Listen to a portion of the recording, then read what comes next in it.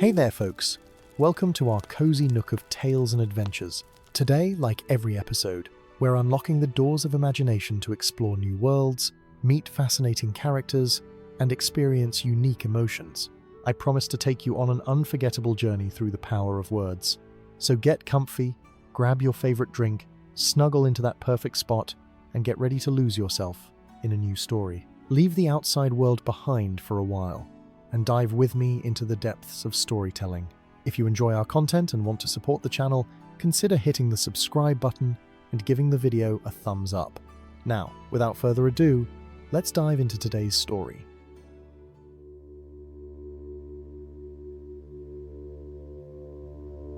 In the ages before the sun and moon rose to light the sky, when the world was young and the stars of Varda shone with a brilliance that would never be matched in later days, there were those among the Eldar whose names would echo through the long centuries like songs carried on an eternal wind. Of all these names, few held such weight of mystery and wonder as that of Galadriel, she who was called the Lady of Light, the fairest of all the house of Finwë, and keeper of secrets that even the wise dared not speak aloud. Her hair, it was said, captured the mingled light of the two trees themselves, gold and silver woven together in strands that seemed to hold the very essence of creation. Her eyes were deep as the waters of Ulmo, and within them dwelt a wisdom born of ages beyond the reckoning of mortal minds. Yet for all the tales that have been told of Galadriel, for all the songs that have been sung in her honour from the havens of the west to the furthest reaches of Middle-earth, there remain stories that have passed only in whispers between those who remember the elder days. These are the secret tales, the hidden chapters of her long life that speak not of great wars or the forging of rings, but of quieter moments when destiny turned upon choices made in shadow and starlight. It is these tales that we shall now tell, for the memory of such things should not be lost to the fadings of the world. In the years when Middle-earth still bore the wounds of the great wars against Morgoth, when the kingdoms of the Noldor were scattered and the Sindar dwelt in their woodland realms beneath the watchful stars, Galadriel wandered far from the places of her kin. She'd seen much sorrow in those days, the fall of Doriath and the ruin of their havens, and her heart was heavy with grief that even her great spirit could not easily set aside. The light that burned within her had grown dim, like a flame guttering in the wind, and she sought solace in the wild places where the influence of shadow had not yet fully taken hold. It was during one such wandering that she came to a valley that had no name in any tongue of elves or men. The place lay hidden between two great ridges of stone, and a river of the clearest water ran through its heart, fed by springs that bubbled up from the roots of the mountains themselves. Here the trees grew ancient and tall, their branches forming a canopy so thick that even the brightest noon seemed like gentlest twilight beneath their boughs. Flowers bloomed in profusion along the riverbanks, their petals holding every colour that nature knew how to paint, and the air was sweet with their fragrance. Galadriel stood at the entrance to this valley and felt for the first time in many long years a stirring of peace within her troubled heart. The place seemed untouched by the darkness that crept across so much of the world, as though some power had drawn a veil of protection around it that even the malice of Morgoth could not pierce. She stepped forward, her bare feet pressing into soft moss that had never known the tread of any creature, and as she walked deeper into the valley she became aware that she was not alone. The presence revealed itself slowly, as such things often do. First there came a rustling in the leaves overhead, though no wind stirred the air. Then a shimmer of light appeared among the trees ahead, dancing like sunlight on water, though the canopy permitted no direct rays to penetrate its green embrace. Finally a voice spoke, and it was unlike any voice Galadriel had ever heard. Neither male nor female, neither young nor old, but something ancient and new all at once. "Long have I waited," said the voice, "for one of your kind to find this place. The path here is hidden from all but those whose spirits burn with the light of the blessed realm. You carry that light within you, daughter of Finwë's house, though you have tried to dim it with sorrow." Galadriel did not flinch or show surprise, for she had walked in strange places and spoken with beings of power since before the sun first rose. Instead, she stood tall and proud, her silver gold hair falling about her shoulders like a cloak of woven starlight, and she addressed the unseen presence with the quiet authority that was her birthright. "I am Galadriel, called Artemis in my mother's tongue, and Nerwin by those who know the name I was given at my birth. I seek no quarrel with the powers of this place, only a moment's respite from the long road I have travelled. If you are the guardian of this valley, speak your name and your purpose, for I will not be toyed with by riddles and shadows." The shimmer of light grew stronger, coalescing into a form that was almost but not quite visible, like a figure seen through water or the fading remnants of a dream upon waking. When the voice spoke again, there was a note of what might have been amusement in its tone, though such emotion sat strangely upon a being of its nature. "I'm called many things by many peoples, though none have spoken my true name since the world was shaped.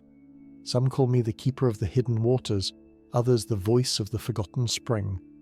I'm neither Maya nor Vala, neither spirit of tree nor river, but something older still, a memory of ardour that was before the music of the Ainur gave the world its form. I have watched from this valley since time began its counting, and I have seen much that would break lesser hearts, but I have also seen hope, even in the darkest of hours." Galadriel felt the truth of these words resonating within her, for she had long suspected that there were powers in Middle-earth that predated even the coming of the Ainur, remnants of some earlier creation that Ilúvatar had set in motion before the great music was sung. She had never encountered such a being directly, though she had sensed their presence in certain ancient places, a weight of age that made even the Eldar seem like children newly born. "Why have you waited for me?" she asked, her voice softer now, touched with genuine curiosity. "What purpose brings one such as yourself to seek audience with a wandering exile of the Noldor?" The presence moved closer, and Galadriel could feel its regard upon her like the warmth of distant sunlight, gentle but impossibly vast.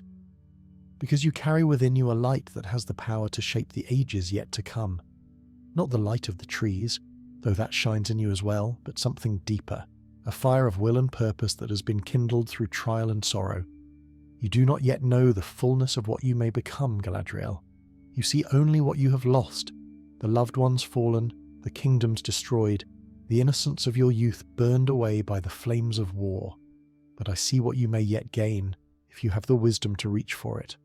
There was a pause, and the shimmer of light seemed to pulse with an inner rhythm, like a heartbeat measured in centuries rather than moments. "I have a tale to tell you, Lady of Light, a secret that has been kept since before your people first opened their eyes beside the waters of Quivinan. It is a tale of power and sacrifice, of choices made in the dark between stars, and of a gift that was hidden away against the hour of greatest need. Will you hear it?" Galadriel considered for a long moment, her eyes searching the dancing light before her, as though she might pierce its mystery through sheer force of will. She knew the weight that secrets carried, the way they could shape destiny for good or ill, and she understood that once heard, such knowledge could never be unheard. Yet she also knew that she'd come to this valley for a reason, drawn by forces beyond her conscious choosing, and that to turn away now would be to deny the very fate that had led her here. "I will hear your tale," she said at last, and her voice carried the weight of her decision like a stone dropped into still water. "Speak, and I shall listen." The presence settled around Galadriel like a cloak woven from the memory of ages, and when it spoke again, its voice seemed to come from everywhere and nowhere, rising from the earth beneath her feet and falling from the canopy above, carried on the murmur of the hidden river, and whispered by the wind that did not stir the leaves. "In the time before time was measured," the voice began, "when ardour was still taking shape beneath the hands of the Valar, and the world was more dream than substance, there existed a light that was neither of the trees nor of the stars.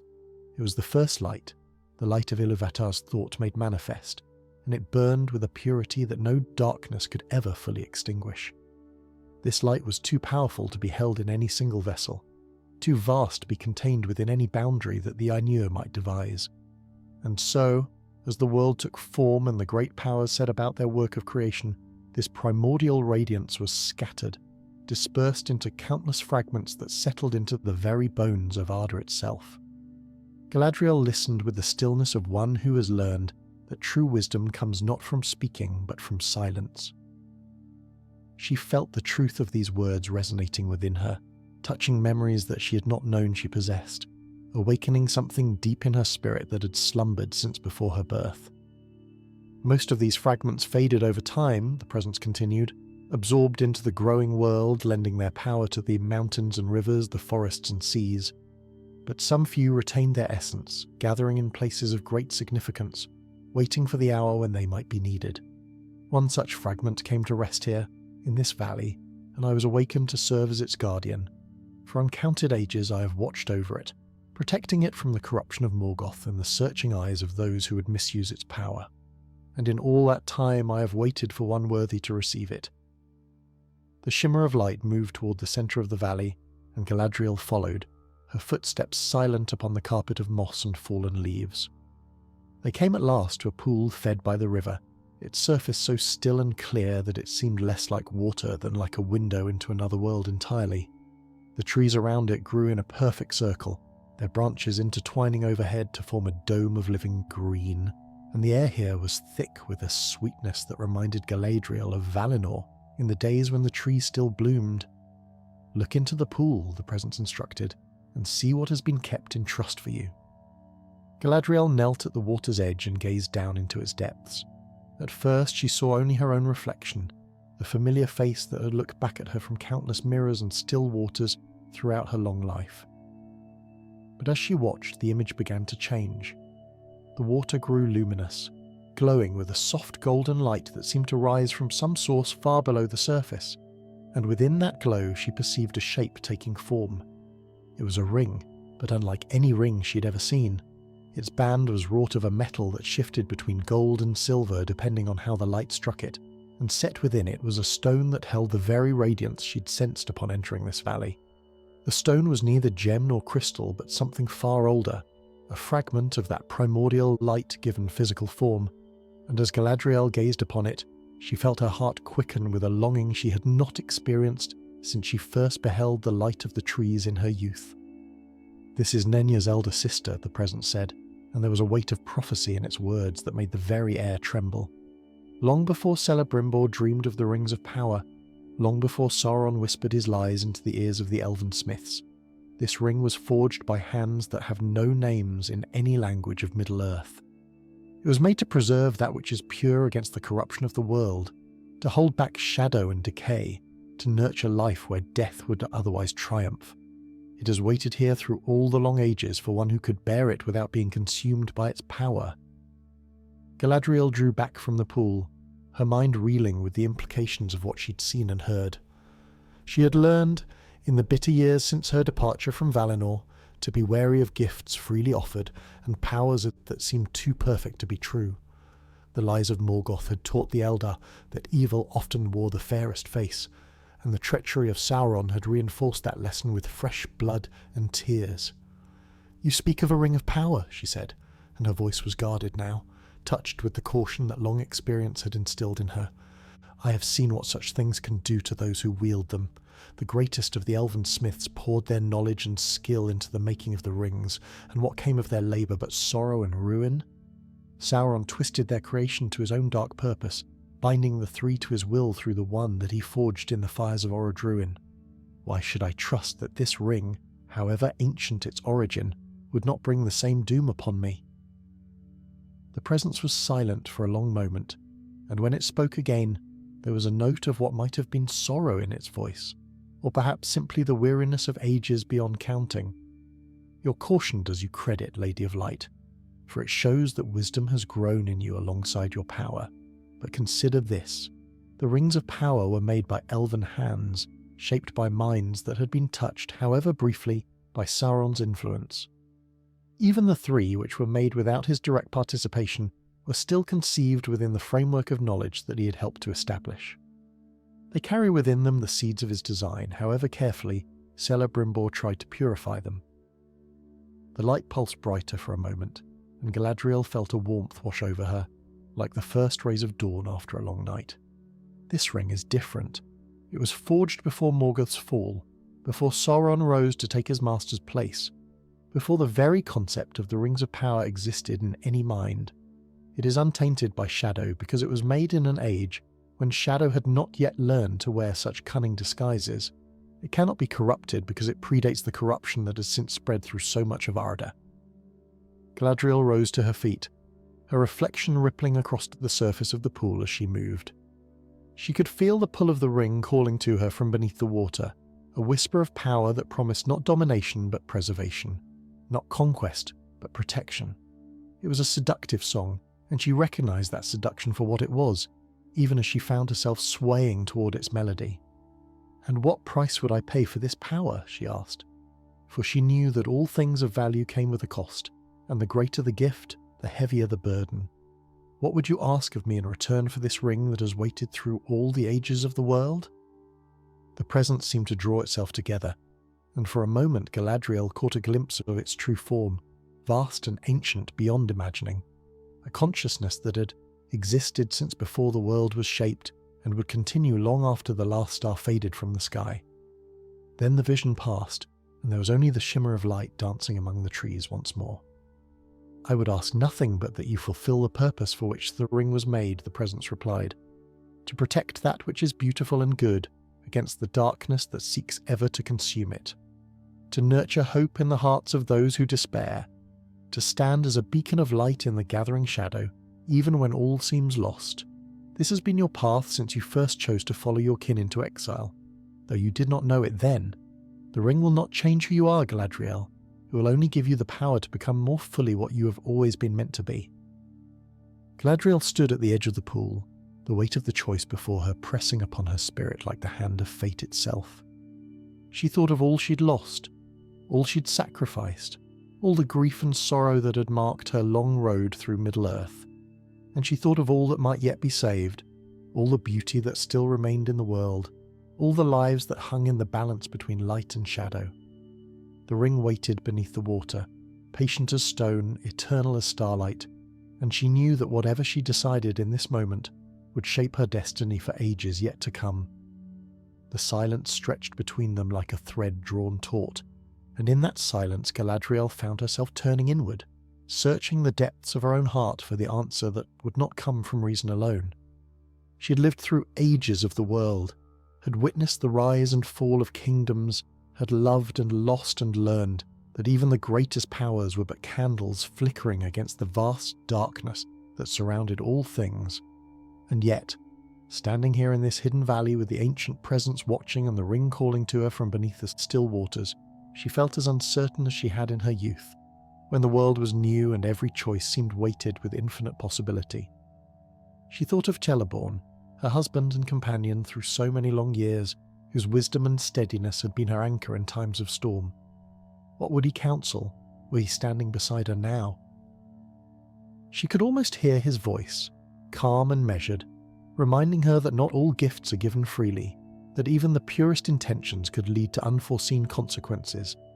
Yet she also knew that Celeborn understood, perhaps better than any other, the burden that she carried, the restless fire that burned within her and drove her ever onward in search of something she could not name. "Before I decide," Galadriel said at last, her voice steady though her heart beat quick within her breast, "I would know more of this ring's history. You say it was forged before the fall of Morgoth, before Sauron rose to power, but by whom was it made, and for what purpose was it first intended? Even the most benevolent creation can be twisted by the will of those who wield it. I would not take up a burden without understanding its full weight." The presence seemed to consider her words, and the shimmer of light that marked its form pulsed gently, like the breathing of some vast and patient creature. When it spoke again, its voice carried the weight of memory reaching back beyond the reckoning of years, and Galadriel felt herself drawn into the tale, as though she were witnessing the events herself, rather than merely hearing them recounted. In the earliest days, when the Valar first descended into Arda to prepare it for the coming of the children of Iluvatar, there were those among the Maiar who took forms that have since been forgotten by all who dwell in Middle-earth. They were neither the great servants of the Valar that later ages would remember, nor the spirits of nature that would come to inhabit the forests and rivers and mountains. They were something between, beings of pure purpose who existed only to carry out specific tasks in the shaping of the world. The light moved across the surface of the pool, and the water beneath began to glow more brightly, as though responding to the telling of its own history. One such being was called Anariel in the tongue that the Valar used among themselves, though this name has been lost to all save those who remember the time before time.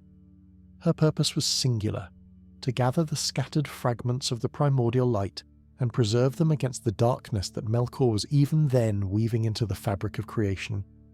She travelled to every corner of Arda, seeking out the hidden places where the light had come to rest, and she crafted vessels to contain its power so that it might be protected from corruption.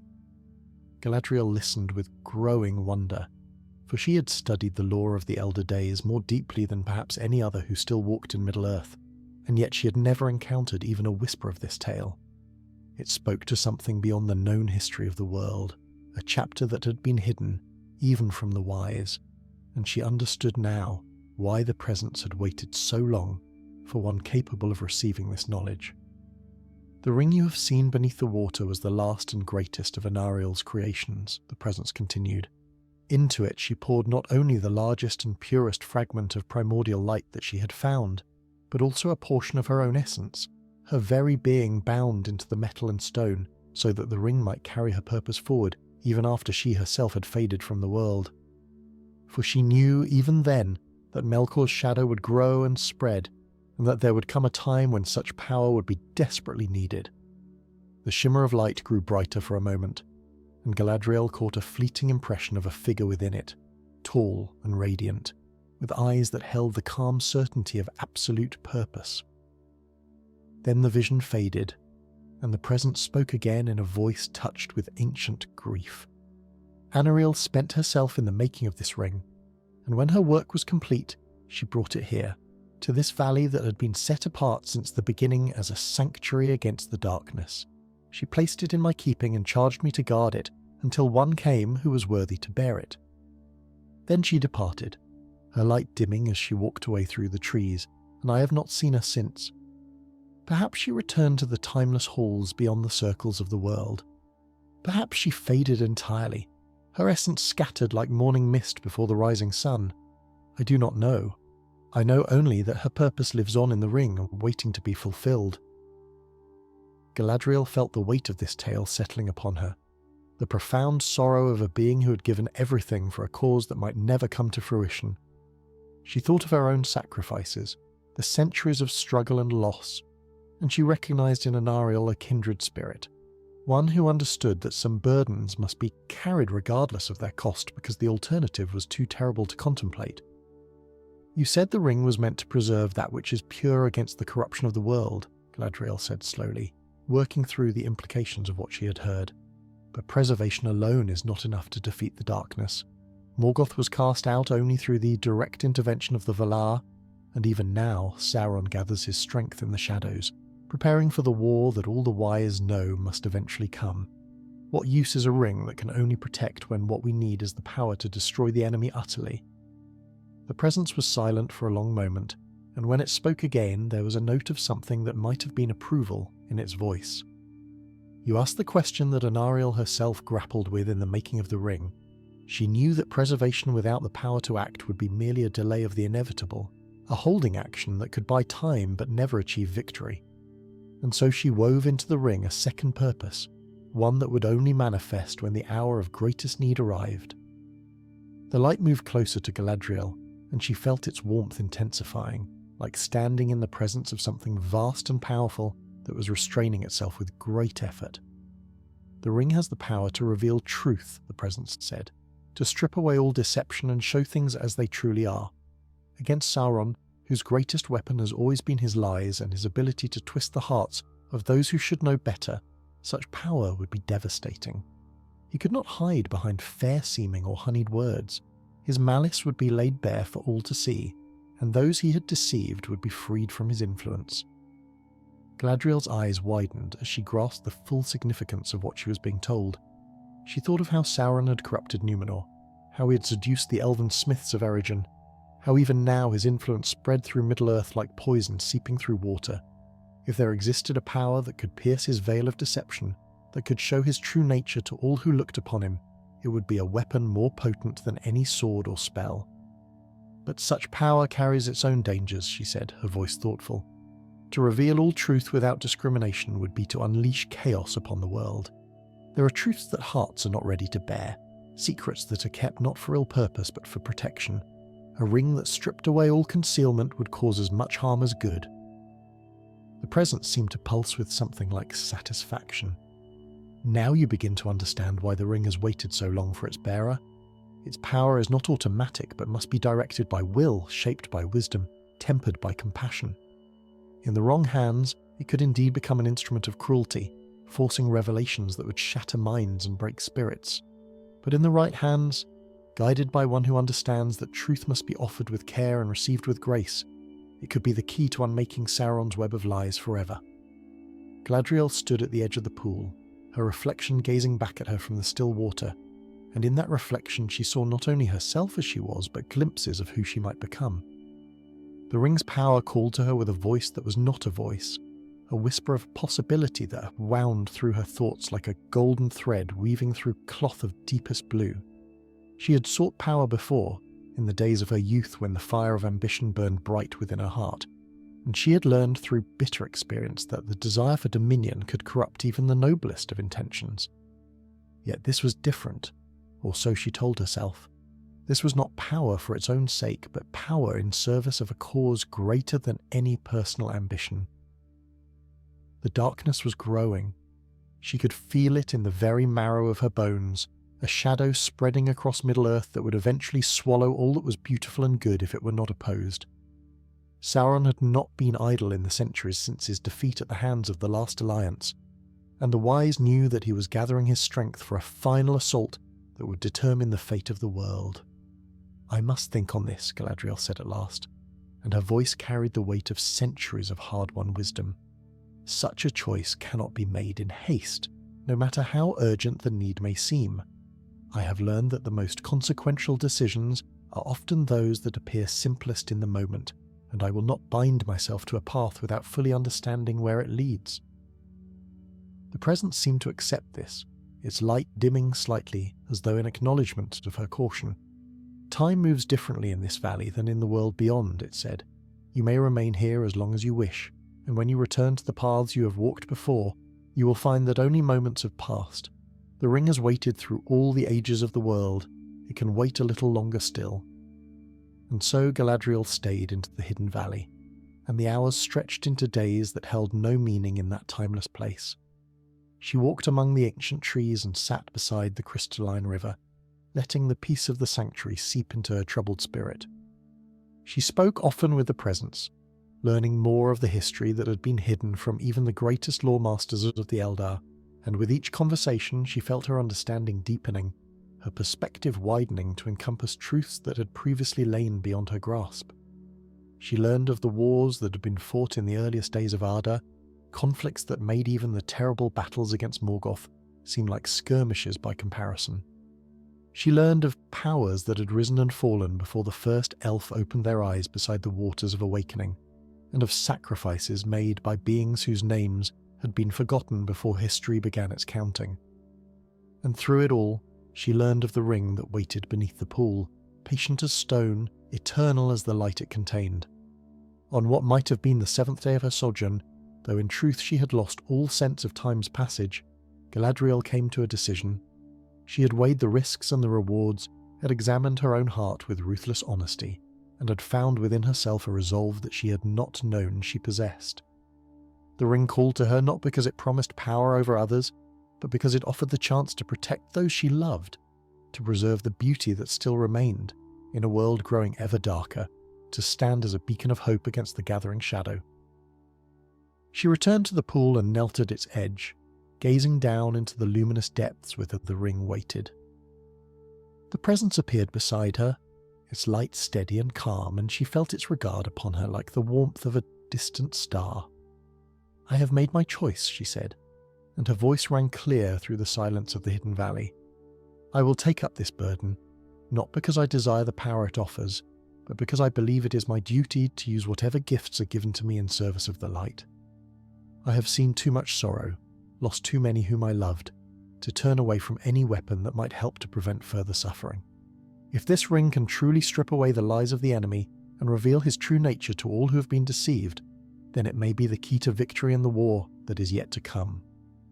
The presence pulsed brighter, and Galadriel felt a tremor run through the earth beneath her, as though the valley itself was responding to her words. "Then reach into the water," the presence instructed, "and take what has been kept in trust for you.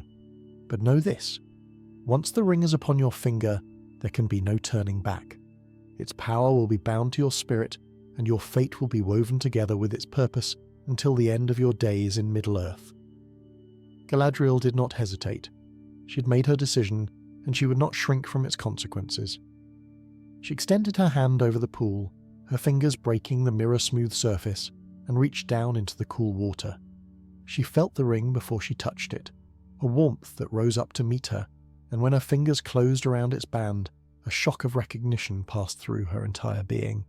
The ring seemed to know her, to have been waiting for her specifically through all the long ages since its creation. As she drew it from the water and held it up before her eyes, she saw that it was even more beautiful than she had perceived in her earlier vision. The metal of the band shimmered with colours that had no names in any language of elves or men, and the stone set within it blazed with a light that was at once familiar and utterly new, like seeing for the first time something that had always been present but invisible. She slipped the ring onto her finger, and the world changed. It was not a dramatic transformation, no flash of lightning or crack of thunder to mark the moment. Rather, it was as though a veil had been lifted from her eyes, a veil she had not even known was there. She saw the valley around her with a clarity that took her breath away, every leaf and flower and blade of grass rendered in perfect detail, every mote of dust dancing in the air visible and distinct. And more than that, she saw the connections between things, the web of relationships and influences that bound all of creation together, the threads of cause and effect that stretched from the past into the future, like strands of an infinite tapestry. The presence before her was no longer a shimmer of formless light, but a being of terrible beauty and profound sadness, ancient beyond imagining yet somehow still young, patient beyond the endurance of mountains yet somehow still eager. She saw its true nature for the first time, understood what it had sacrificed to remain here through all the ages as guardian of this sacred trust, and she felt tears spring to her eyes at the depth of devotion that such a vigil represented. "You see now," the presence said, and its voice was different too, richer and more complex, carrying overtones of meaning that she had not perceived before. "This is the first gift of the ring, the clarity that comes from seeing truth unfiltered by assumption or expectation. With practice, you will learn to direct this sight, to look upon specific things or persons and perceive their true nature beneath whatever masks they wear. But be warned, not all truths are pleasant to behold, and some sights once seen can never be unseen." Galadriel nodded slowly, still marvelling at the transformation that had come over her perception. She looked down at the ring upon her finger and saw that it had changed as well, or perhaps she was simply seeing it clearly for the first time. The stone at its heart blazed with the light of creation itself, and within that light she glimpsed patterns that seemed to hold the secrets of the universe, truths so vast and profound that even her enhanced vision could barely begin to comprehend them. "What am I to do with this power?" she asked, her voice hushed with wonder. "How am I to wield it without causing the very harm I wish to prevent?" The presence moved closer, and she felt its warmth surrounding her like an embrace.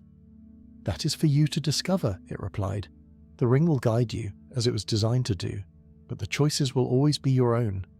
Anariel gave everything to create this vessel of light, but she knew that its ultimate purpose could only be fulfilled by one who walked in the world, who understood both its beauties and its sorrows, who had the wisdom to know when truth should be revealed and when it should remain hidden."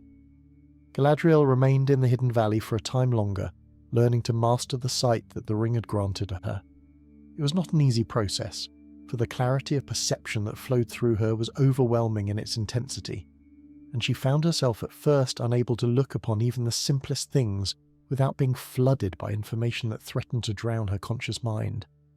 A single leaf became a universe of detail, its veins and cells and the flow of life within it revealed in perfect clarity.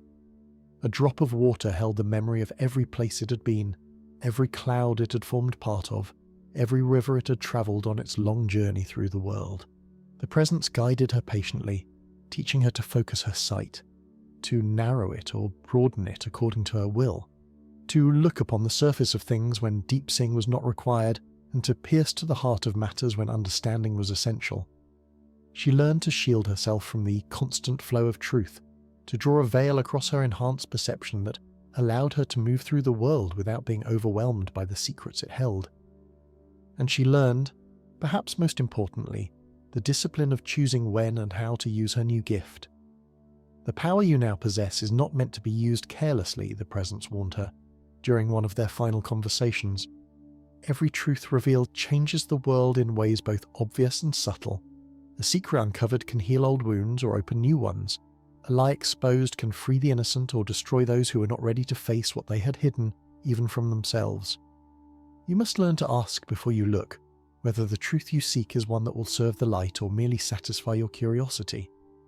Galadriel took these words to heart, understanding that the ring's power was as much a responsibility as it was a gift.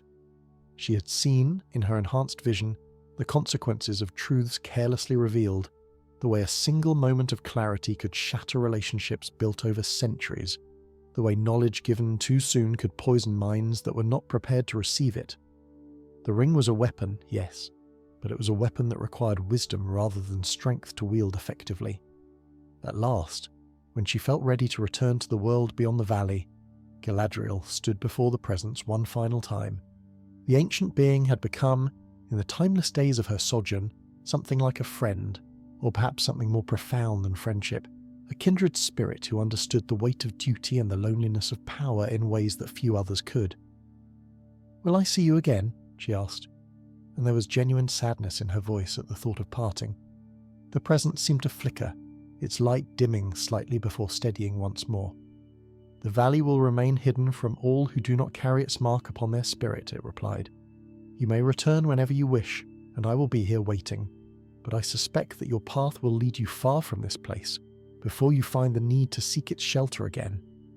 The world beyond is changing, Galadriel. The shadow grows, and the hour of decision approaches when all the powers of Middle-earth will be tested. You have been given a great gift, but it is in the world outside that its true purpose will be revealed." Galadriel nodded, accepting the truth of these words.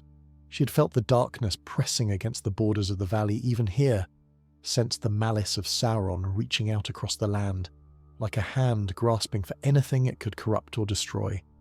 The time for hiding was drawing to a close, if indeed it had ever truly existed. The war that was coming would spare no one, and she knew that her place was not in this sanctuary of peace, but in the world where her strength might make a difference. She walked out of the valley by the same path she had entered, and as she crossed the threshold between the hidden sanctuary and the wider world, she felt time resume its normal flow around her. The sun was setting in the west, painting the sky in shades of gold and crimson, and she realized that the presence had spoken truly. Though she had spent what felt like many days in the valley, only a few hours had passed in the world beyond. Her path led her first to Lothlorien, the golden wood that she and Celeborn had made their home in the centuries since the fall of Eregion. The Malorn trees welcomed her with their silver-gold leaves rustling in the evening breeze, and she felt a surge of love for this place that had become as dear to her as any realm she had ever known. Here, at least, the shadow had not yet reached, though she could sense its presence gathering at the borders, testing the defences she had so carefully constructed. Celeborn met her at the gates of Caras Galadon, his ancient eyes filled with the quiet joy that always touched them when she returned from her wanderings. He was wise enough not to question where she had been, understanding that there were depths to her spirit that even he, after all their long years together, could not fully fathom. He simply took her hand and walked with her beneath the canopy of golden leaves, and his presence was a comfort that needed no words to express. That night, as they stood together on a high platform overlooking the endless forest, Galadriel told him of what she had found. She spoke of the hidden valley and the ancient presence, of the ring that had waited through all the ages for one worthy to bear it, and of the power that now flowed through her, granting her sight that pierced all veils and revealed all truths. Celeborn listened in silence, his face unreadable, and when she'd finished he was quiet for a long moment before he spoke. "You have taken a great risk," he said at last, and there was no accusation in his voice, only the calm assessment of one who had learned to weigh dangers and rewards with the precision of a master craftsman. "A ring of power, whatever its origin, is not a thing to be accepted lightly. We have seen what such things can do to those who wield them, how they can twist even the noblest intentions to serve purposes their bearers never intended." Galadriel nodded, acknowledging the truth of his concern. "I know the risks," she replied, I have weighed them against the need, and I believe that the balance favours accepting this gift. The shadow is growing, Celeborn. Sauron stirs in the darkness, gathering his strength for the assault that we have long known must come. If this ring can truly strip away his deceptions, reveal his lies for what they are, it may be the key to uniting the free peoples against him before it is too late. Celeborn's eyes searched her face, looking for any sign of the corruption that power so often brought. He found none, only the clear resolve of the woman he'd loved through ages of the world, and slowly he nodded. Then we shall face what comes together, he said, as we always have. But even as he spoke these words of support, Galadriel felt a shadow pass across her heart. The ring upon her finger seemed to pulse with warmth, and unbidden, her enhanced sight activated, showing her something she had not sought to see. She glimpsed for just a moment a possible future stretching out before her, a path of fire and blood that led through darkness toward an uncertain dawn. She saw herself standing alone upon a great height, facing a shadow that threatened to swallow the world, and she knew that the burden she had accepted would demand more of her than she had yet imagined. The vision passed as quickly as it had come, leaving her shaken but more determined than ever. Whatever trials lay ahead, she would face them with the same courage that had carried her through all the sorrows and struggles of her long life. The ring had been given to her for a purpose, and she would not falter in fulfilling that purpose, no matter what the cost. In the days that followed, Galadriel began to test the limits of her new power, carefully at first, then with growing confidence as she learned to control the sight that the ring granted. She looked upon the elves of Lothlorien and saw their hearts laid bare before her, their hopes and fears, their secret joys and hidden sorrows, the entire tapestry of their inner lives revealed in perfect clarity. It was humbling and terrifying and wondrous all at once, and she understood now why the presence had warned her to use this gift with wisdom. She was careful never to look without permission, never to invade the privacy of those who had not offered it, but even with such restraint, she learned much that she had not known before. She saw the loyalty that bound her people to her, not through fear or obligation but through genuine love and respect, and this knowledge humbled her more than any praise or honour could have done. She saw too the doubts that some harboured, the questions they dared not speak aloud, and rather than resenting these doubts, she honoured them as the natural caution of wise hearts in uncertain times.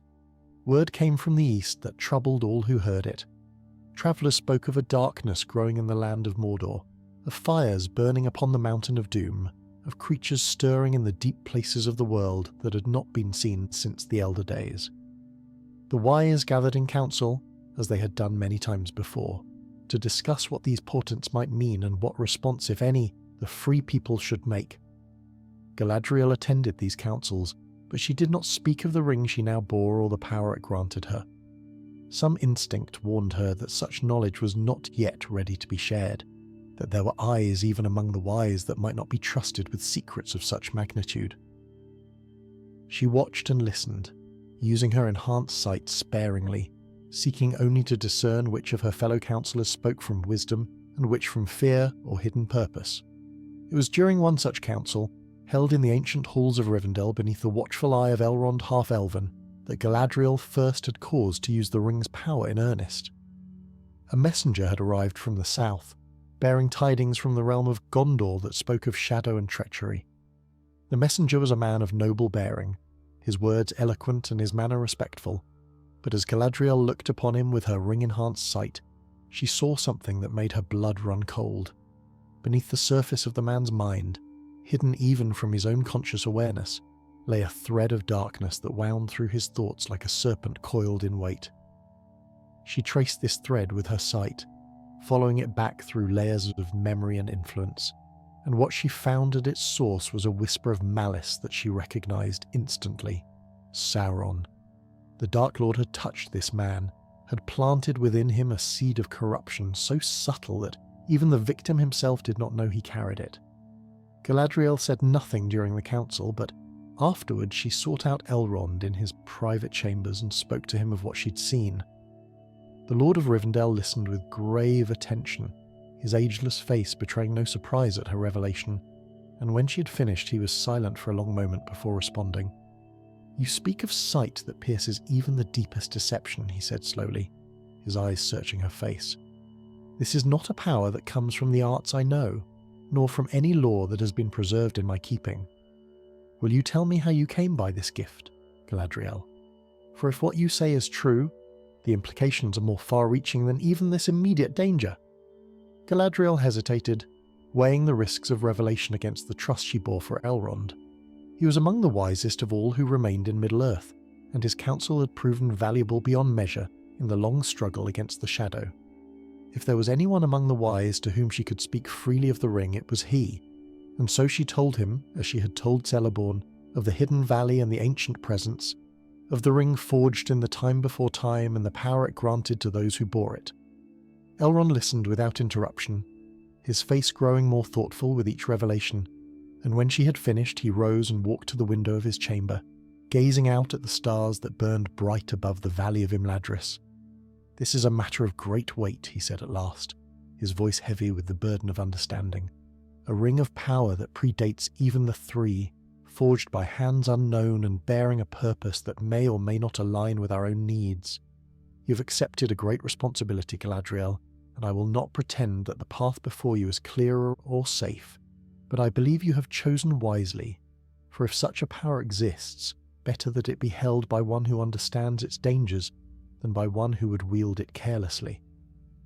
He turned back to face her, and in his eyes she saw the reflection of ages past, the weight of all he'd witnessed since the world was young. "As for this messenger from Gondor, we must act carefully. If Sauron has learned to plant such seeds of corruption in the minds of men, there is no telling how far his influence may have spread. We cannot simply expose the man without evidence that others would accept, and to do so might alert the enemy to your new capabilities before we are ready to face him directly." Galadriel nodded, acknowledging the wisdom of his counsel. "Then what do you suggest?" "Watch," Elrond replied simply. "Use your sight to observe, to learn the extent of this corruption and to identify others who may have been similarly touched. Build a map of the enemy's influence, so that when the time comes to strike, we may do so with precision rather than blind force, and guard well the secret of the ring you bear, for if Sauron learns of its existence, he will stop at nothing to claim it for himself." In the months that followed, Galadriel became a silent observer of the great currents that flowed through Middle-earth. She travelled widely, visiting the courts of men and the strongholds of the remaining elven realms, always watching with her ring-enhanced sight for signs of the Shadow's touch. What she found troubled her deeply, for Sauron's influence had spread further than even the wise had suspected. She saw corruption in the hearts of counsellors who advised kings, subtle threads of malice woven so deeply into their thinking that they believed their dark impulses to be their own. She saw fear in the minds of common folk, fear that had been carefully nurtured and directed to serve the enemy's purposes, and she saw, in a few rare cases, the bright flame of resistance burning in hearts that had refused to bow before the spreading darkness, beacons of hope in a world growing ever more shadowed. But it was in one particular encounter that Galadriel faced the first true test of her new power. Word had reached her of a gathering of men in the eastern lands, a council of lords who were debating whether to ally themselves with the rising power in Mordor. These were not evil men, not servants of Sauron in any direct sense, but they were frightened and uncertain, and the whispers of the enemy had found fertile ground in their troubled hearts. Galadriel travelled to this gathering in secret, wearing the guise of a simple traveller, and she listened to the debates that raged among the assembled lords. With her enhanced sight, she could see the threads of influence that Sauron had woven through their council, the subtle suggestions and planted fears that were driving them toward an alliance that would doom their people to servitude. She could have revealed these manipulations directly, exposed the enemy's hand for all to see, but she remembered the Presence's warning about truths carelessly revealed, and she understood that such revelation would not be believed by minds already touched by doubt and fear. Instead, she chose a subtler path, speaking in the guise of a humble advisor, raising questions that had not been asked and suggesting alternatives that had not been considered. It was slow work, patient and frustrating, but gradually she saw the effect of her words taking hold. The lords began to question the assumptions that had driven their debate, to examine more carefully the fears that had seemed so overwhelming only days before. The threads of Sauron's influence began to fray as doubt gave way to reason, and by the time the council reached its conclusion, the proposed alliance had been set aside in favour of a more cautious approach. Galadriel left the gathering with a sense of quiet satisfaction, knowing that she'd struck a blow against the shadow without ever revealing the true source of her insight. This, she understood, was how the ring was meant to be used, not as a weapon of force, but as a tool of guidance, helping others to see the truths they needed to find, while respecting their right to make their own choices. The years passed as they always did for the Elder, measured not in the brief spans that mortal lives encompassed, but in the slow turning of ages, the rise and fall of kingdoms, the gradual shift of power across the face of Middle-earth. Galadriel continued her quiet work, watching and guiding, using the ring's power with ever greater skill and ever deeper understanding of its nature. She learned to see not only the present truth of things, but glimpses of what had been and what might yet be, threads of possibility stretching out from every moment like branches of an infinite tree. But with this growing mastery came a growing awareness of the ring's dangers, for she began to feel its influence pressing against the boundaries of her will. The temptation was subtle at first, so subtle that she almost did not recognize it for what it was. She found herself wanting to look deeper, to see more, to pierce every veil and uncover every secret that the world held hidden. The ring whispered to her in moments of doubt, suggesting that with its power she could do so much more than she had dared, could reshape the very fabric of Middle-earth according to her vision of what it should be. She resisted these whispers, recognizing them for the corruption that they represented, but the effort of resistance took its toll. There were nights when she lay awake in the silver darkness of Lothlorien, the ring burning cold upon her finger, and wondered if she'd made a terrible mistake in accepting this burden. The presence in the hidden valley had warned her that some sights once seen could never be unseen, and she understood now the full weight of that warning, for she had seen too much. She had looked into the hearts of those she loved and found imperfections she had not wanted to know about. She had gazed upon the councils of the great and witnessed the petty jealousies and hidden fears that drove decisions which shaped the fate of nations. She had pierced the masks that people wore to protect themselves from the world, and in doing so had lost some of the innocence that had allowed her to believe in the essential goodness of creation. It was during one such night of dark reflection that Celeborn came to her, his ancient face lined with concern, and spoke words that cut through her troubled thoughts like a blade through shadow. "You are fading," he said simply, sitting beside her on the high platform where she often kept her lonely vigils. "I have watched you these past years, and I have seen the light in your eyes dimming, the joy in your spirit draining away. This ring you bear is consuming you, Galadriel, whatever good you believe you do with its power." She wanted to deny his words, to assure him that she was well and that the burden she carried was not too heavy to bear. But when she looked upon him with her enhanced sight, she saw the depth of his love and his fear, and she could not bring herself to add deception to the weight she already carried. "I know," she admitted, her voice barely more than a whisper. "I feel it pulling at me, demanding more than I have to give. But what choice do I have? The shadow grows stronger with each passing year, and without the power to see through its deceptions, we would be blind to threats until they were upon us. Should I cast aside this weapon when the war we have long feared draws ever closer?" Celeborn took her hand in his touch warm and steady, an anchor in the storm of her doubts. "There is always a choice," he replied. "That is the nature of the gift that Iluvatar gave to all his children, the freedom to determine our own paths even when those paths seem to lead through darkness. You chose to take up this ring, and you may choose to set it aside if the cost becomes too great. The question is not whether you can bear this burden, for I know your strength better than you know it yourself. The question is whether bearing it serves the purpose you intended, or whether it has become an end in itself." His words struck home with painful accuracy, for Galadriel had begun to wonder the same thing herself. In the early days of her possession of the ring, she'd used its power sparingly, only when clear need demanded it. But over time that restraint had eroded, and she had found herself looking deeper and more often, justifying each use with reasons that seemed sound in the moment, but grew increasingly thin upon reflection. She thought of the presence in the hidden valley, of its patient guardianship through all the ages of the world, and she wondered what counsel it might offer if she returned to seek its wisdom.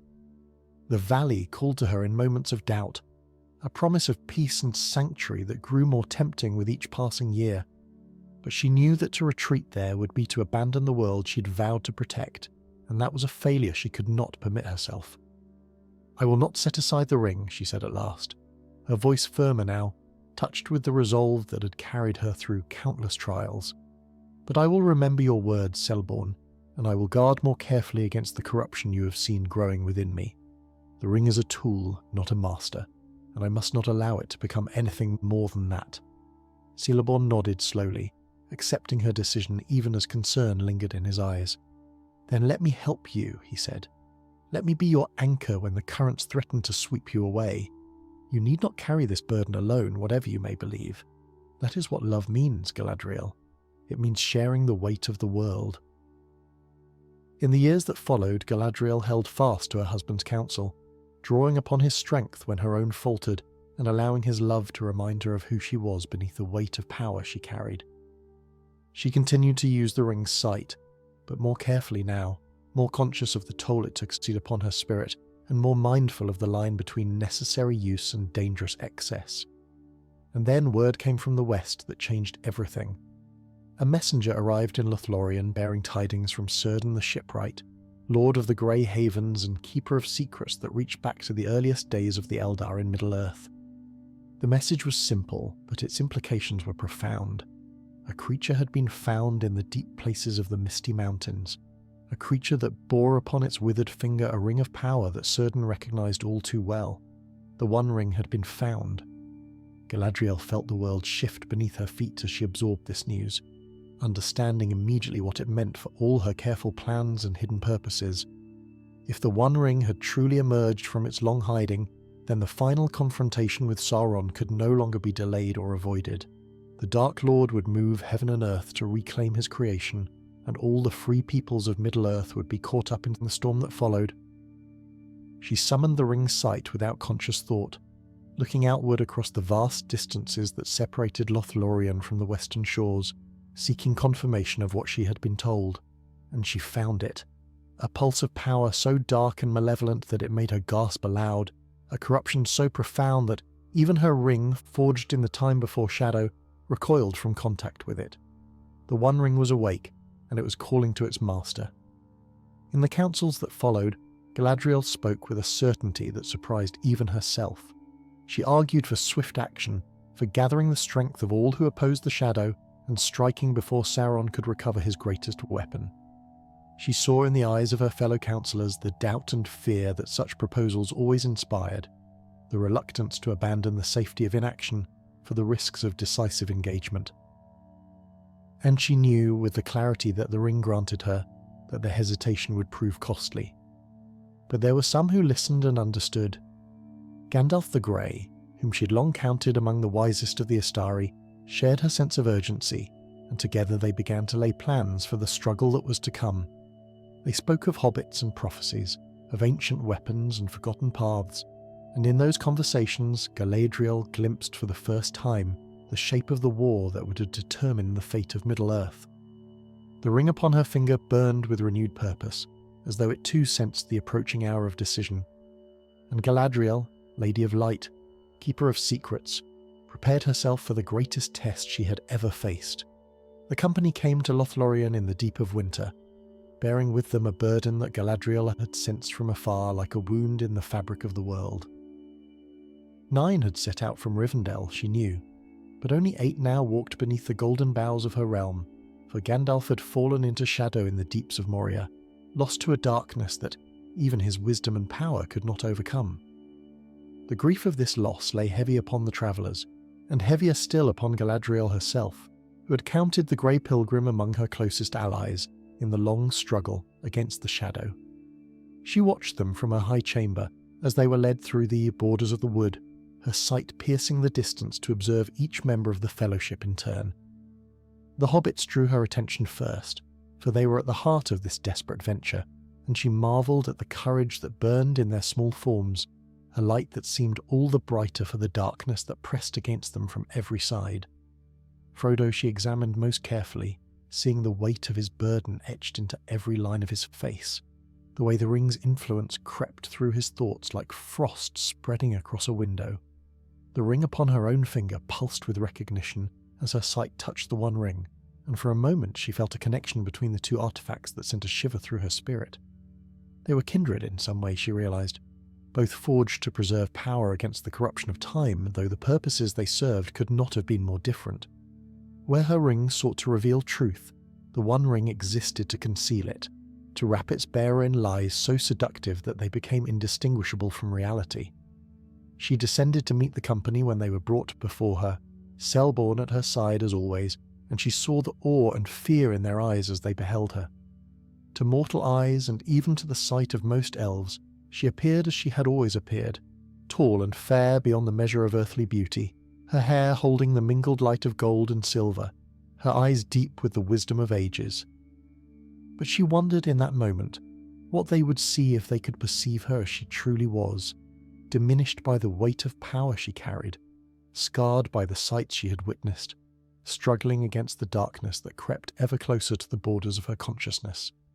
The evening passed in the manner of such meetings, with words of welcome and expressions of grief, with the sharing of news from distant lands and the careful assessment of what lay ahead. Galadriel spoke little, content to watch and listen, to use her enhanced sight sparingly as she took the measure of each member of the fellowship. She saw the corruption that touched Boromir's heart, the desire for the ring that he did not yet fully acknowledge to himself, and she grieved for the good man that he was beneath that shadow. She saw the steadfast loyalty of Samwise, the hobbit gardener whose love for his master burned brighter than any sword.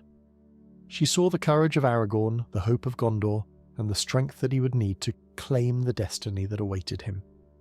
But it was later, when the company rested and the silver light of the moon filtered through the golden leaves above, that Galadriel sought out Frodo alone. She found him sitting beside the mirror that she had long maintained, a vessel of water that held the power to show glimpses of things that were, and things that are, and things that yet may be. He looked up at her approach, and in his eyes she saw the exhaustion of one who had carried too heavy a burden for too long. "Will you look into the mirror?" she asked, her voice gentle in the silver darkness. "It shows many things, some useful, some terrible, but all true in their fashion." Frodo hesitated, and she could see the fear warring with curiosity in his heart. At last he nodded and rose, approaching the basin with the careful steps of one who suspects he walks towards something that cannot be undone. Galadriel watched as he gazed into the water, as the visions took hold of him and showed him glimpses of futures both hoped for and dreaded. She did not look into the mirror herself, for she had no need of its limited sight when the ring upon her finger offered so much more. When Frodo drew back from the mirror, his face pale and his hands trembling, he turned to her with a question in his eyes that she'd been expecting since the moment the Fellowship crossed her borders. "You are wise and powerful," he said, his voice barely more than a whisper. "I will give you the ring if you ask for it. It is too great a matter for me." The world seemed to hold its breath as Galadriel considered his words. She felt the One Ring calling to her, promising power beyond imagining, the strength to cast down Sauron and reshape Middle-earth according to her will. And she felt her own ring responding, its sight showing her the truth of what such a choice would mean, the corruption that would inevitably follow even the best intentions, the darkness that would replace the shadow she sought to overthrow. She had faced this temptation before, in smaller ways, whenever the ring whispered to her of greater deeds and bolder uses of its power. But never had the temptation been so acute, so immediate, so terrifyingly real. The One Ring hung before her like a door opening onto infinite possibility, and all she had to do was reach out and take what was offered. Instead, she laughed. It was not a laugh of joy or amusement, but of release, of recognition, of a burden finally set down after being carried for too long. For in that moment of supreme temptation, her ring showed her the one truth she had most needed to see. Her own heart, laid bare before her with all its flaws and virtues, its weaknesses and strengths. She saw the pride that had driven her to accept the ring in the Hidden Valley, the desire to prove herself equal to the greatest challenges the world could offer. She saw the fear that had grown within her over the years, the terror of failure that had pushed her to use her power more often and more deeply than wisdom warranted, and she saw the love that still burned at the core of her being, love for Celeborn and for her people, for Middle-earth and for all the beauty that remained in a world growing ever darker. "I passed the test," she said, and her voice rang with a clarity that seemed to push back the shadows gathering around them. "I will diminish and go into the west and remain Galadriel." Frodo stared at her, uncomprehending, but she saw the relief flooding through him as he realized that she would not take the ring, would not become another dark power to be feared and opposed. He did not understand what the moment had cost her, could not perceive the battle that had raged within her spirit in the space between one heartbeat and the next. But that was as it should be, for some victories were too personal to be shared. Later, when Frodo had returned to his companions and Galadriel stood alone beside the mirror, she allowed herself to feel the full weight of what had transpired. The temptation had passed, but its echoes lingered, reminding her of how close she had come to a choice that would have damned her as surely as any oath or curse. She looked down at the ring upon her finger, the ancient artifact that had granted her sight beyond sight for so many years. It seemed dimmer now, its light subdued, as though it too had been tested and found wanting. Or perhaps, she thought, it was simply that she finally saw it clearly, not as the gift of salvation she had once believed it to be, but as another chain, another burden, another weight upon a spirit that had carried too many for too long. The war was coming. She could feel it in the very air, see it in every vision that the ring granted her. Sauron's armies were gathering, and soon all the free peoples of Middle-earth would be called upon to stand against the shadow or fall before it. She would play her part in that war, using whatever powers she possessed to protect those she loved and to strike against the darkness that threatened to engulf the world.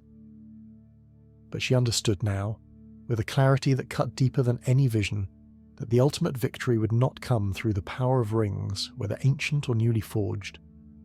It would come through the courage of simple hearts, through the loyalty of friends, through the choices made by those who had no special gifts or great powers, but who refused nonetheless to bow before evil. The Fellowship departed from Lothlorien bearing gifts that Galadriel had chosen with care, each one suited to the recipient and the trials that lay ahead. To Frodo she gave the light of Erendil, captured in a crystal phial, a star to shine in dark places when all other lights went out. She did not tell him that the light within had been kindled by her own ring, that it carried a fragment of the primordial radiance that had burned since before the world was shaped. Some gifts were better given without explanation, their true value revealed only when the moment of need arrived. She watched them go, her sight following them down the great river until they passed beyond even her enhanced perception. The weight of what was to come pressed upon her spirit like a physical burden, and she knew that the parting she'd just witnessed was only the first of many that the war would demand. Some who had left her realm would never return. Others would be transformed by their experiences, emerging from the crucible of conflict as different beings than those who had entered it. In the days that followed, Galadriel turned her attention to the defence of her own realm. The shadow that pressed against the borders of Lothlorien grew darker and more insistent with each passing week, and she knew that Sauron had not forgotten the Golden Wood or the lady who ruled within it. His malice reached out across the leagues that separated them, testing her defences, seeking any weakness that might be exploited. She stood upon the highest platform of Caras Galadon and looked eastward toward the distant darkness of Mordor. With her ring-enhanced sight, she could perceive the vast armies gathering there, the orcs and trolls and fouler things that Sauron had bred in the pits beneath his tower. She could see the threads of his will stretching out across Middle-earth, pulling at the minds of those who had fallen under his influence, coordinating the movements of forces that would soon sweep across the land like a tide of shadow. And she could see, though she tried not to look too closely, the tiny figures of the Fellowship as they made their way through the wilderness, pursued by enemies and beset by dangers that would have broken lesser hearts. Frodo and Sam had separated from the others, she perceived, striking out alone toward the Black Land on a path that seemed to lead only to doom. Yet even in that desperate journey she saw a flicker of hope, a stubborn refusal to surrender that burned brighter the darker the world around them became. The first assault came without warning, a host of orcs pouring out of Dol Guldur under cover of darkness, their numbers blackening the forest floor like a stain spreading across clean cloth. Galadriel felt their approach before any scout could bring word, the ring alerting her to the corruption that moved through the trees, and she raised the alarm that sent her warriors rushing to defend the borders. The battle that followed was fierce and desperate, for Sauron had sent his strongest servants against the Golden Wood, creatures of shadow and malice that had not walked in Middle-earth since the Elder Days. Galadriel stood at the centre of the defence, her ring blazing with power as she wielded its sight to pierce the enemy's strategies and reveal their hidden movements to her commanders. Where she directed, her warriors struck with devastating precision, cutting through the orcish ranks like a blade through rotted cloth. But the enemy kept coming, wave after wave of darkness hurling itself against the defences of Lothlorien, and Galadriel felt her strength beginning to falter under the strain. The ring demanded more of her with each use, drawing upon reserves of will and spirit that she had not known she possessed, and she understood that she was approaching the limits of what even her great power could sustain. 3 times the forces of Dol Guldur assaulted the borders of the Golden Wood, and 3 times they were driven back by the valour of the elves and the power of their lady. But victory came at a cost that could not be measured in lives lost or wounds suffered. Galadriel felt something breaking within her, a connection to the world that had sustained her through all the long ages of her life fraying under the weight of what she demanded of herself. When word came at last that the ring had been destroyed, that Sauron had fallen and his tower had crumbled into ruin, Galadriel felt the change in the very fabric of reality. The darkness that had pressed against the borders of her realm suddenly lifted, dispersing like morning mist before the rising sun, and in its place came a lightness that she had not felt since the days of her youth in Valinor. She led her people in a final assault against Dol Guldur, and the ancient fortress that had been a source of shadow for so long fell before them like a house of cards. The walls that had stood for centuries crumbled at her command, and the pits where evil had festered were cleansed by light that burned away every trace of corruption. When the work was done, nothing remained but bare stone and empty chambers, monuments to a darkness that would never return. But even as she stood amid the ruins of the enemy's stronghold, Galadriel knew that her own time was drawing to a close.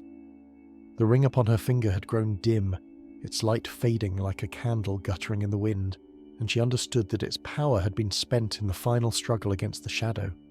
The primordial radiance that Anariel had captured so long ago had fulfilled its purpose at last, burning itself out in the service of the cause for which it had been preserved. She returned to Lothlorien and found Celeborn waiting for her, his ancient face lined with concern and love.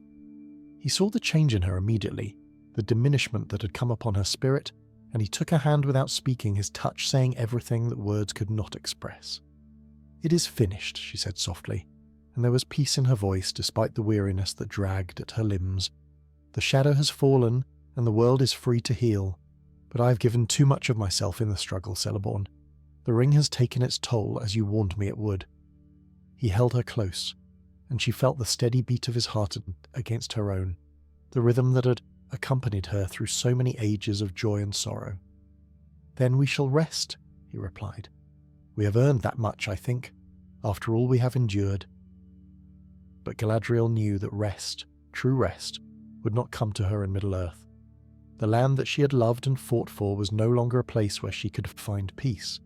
The ring's power had burned away something essential within her, leaving a wound that only the blessed realm could heal. The call of the West, which she had resisted for so long, now sang to her with a voice that could not be denied. She began to make preparations for departure, setting her affairs in order and saying farewell to those who would remain behind. It was a slow process, measured not in days or weeks, but in the gentle rhythm of a life winding down toward its appointed end. She walked the paths of Lothlorien one last time, memorizing every tree and flower, every beam of golden light filtering through the silver leaves, every whisper of wind through branches that had sheltered her people for centuries. The ring she kept upon her finger until the very end, though its light had faded to little more than a faint shimmer. It had served its purpose, had helped to preserve the beauty of Middle-earth against the shadow that sought to consume it, and she would not cast it aside simply because its power was spent. She wore it as a reminder of all she had sacrificed, all she had gained, all she had learned in the long years since she first accepted its burden in the hidden valley. When the time came to board the ship that would carry her to the Undying Lands, Galadriel stood upon the grey stones of the haven and looked back one last time at the shores of Middle-earth.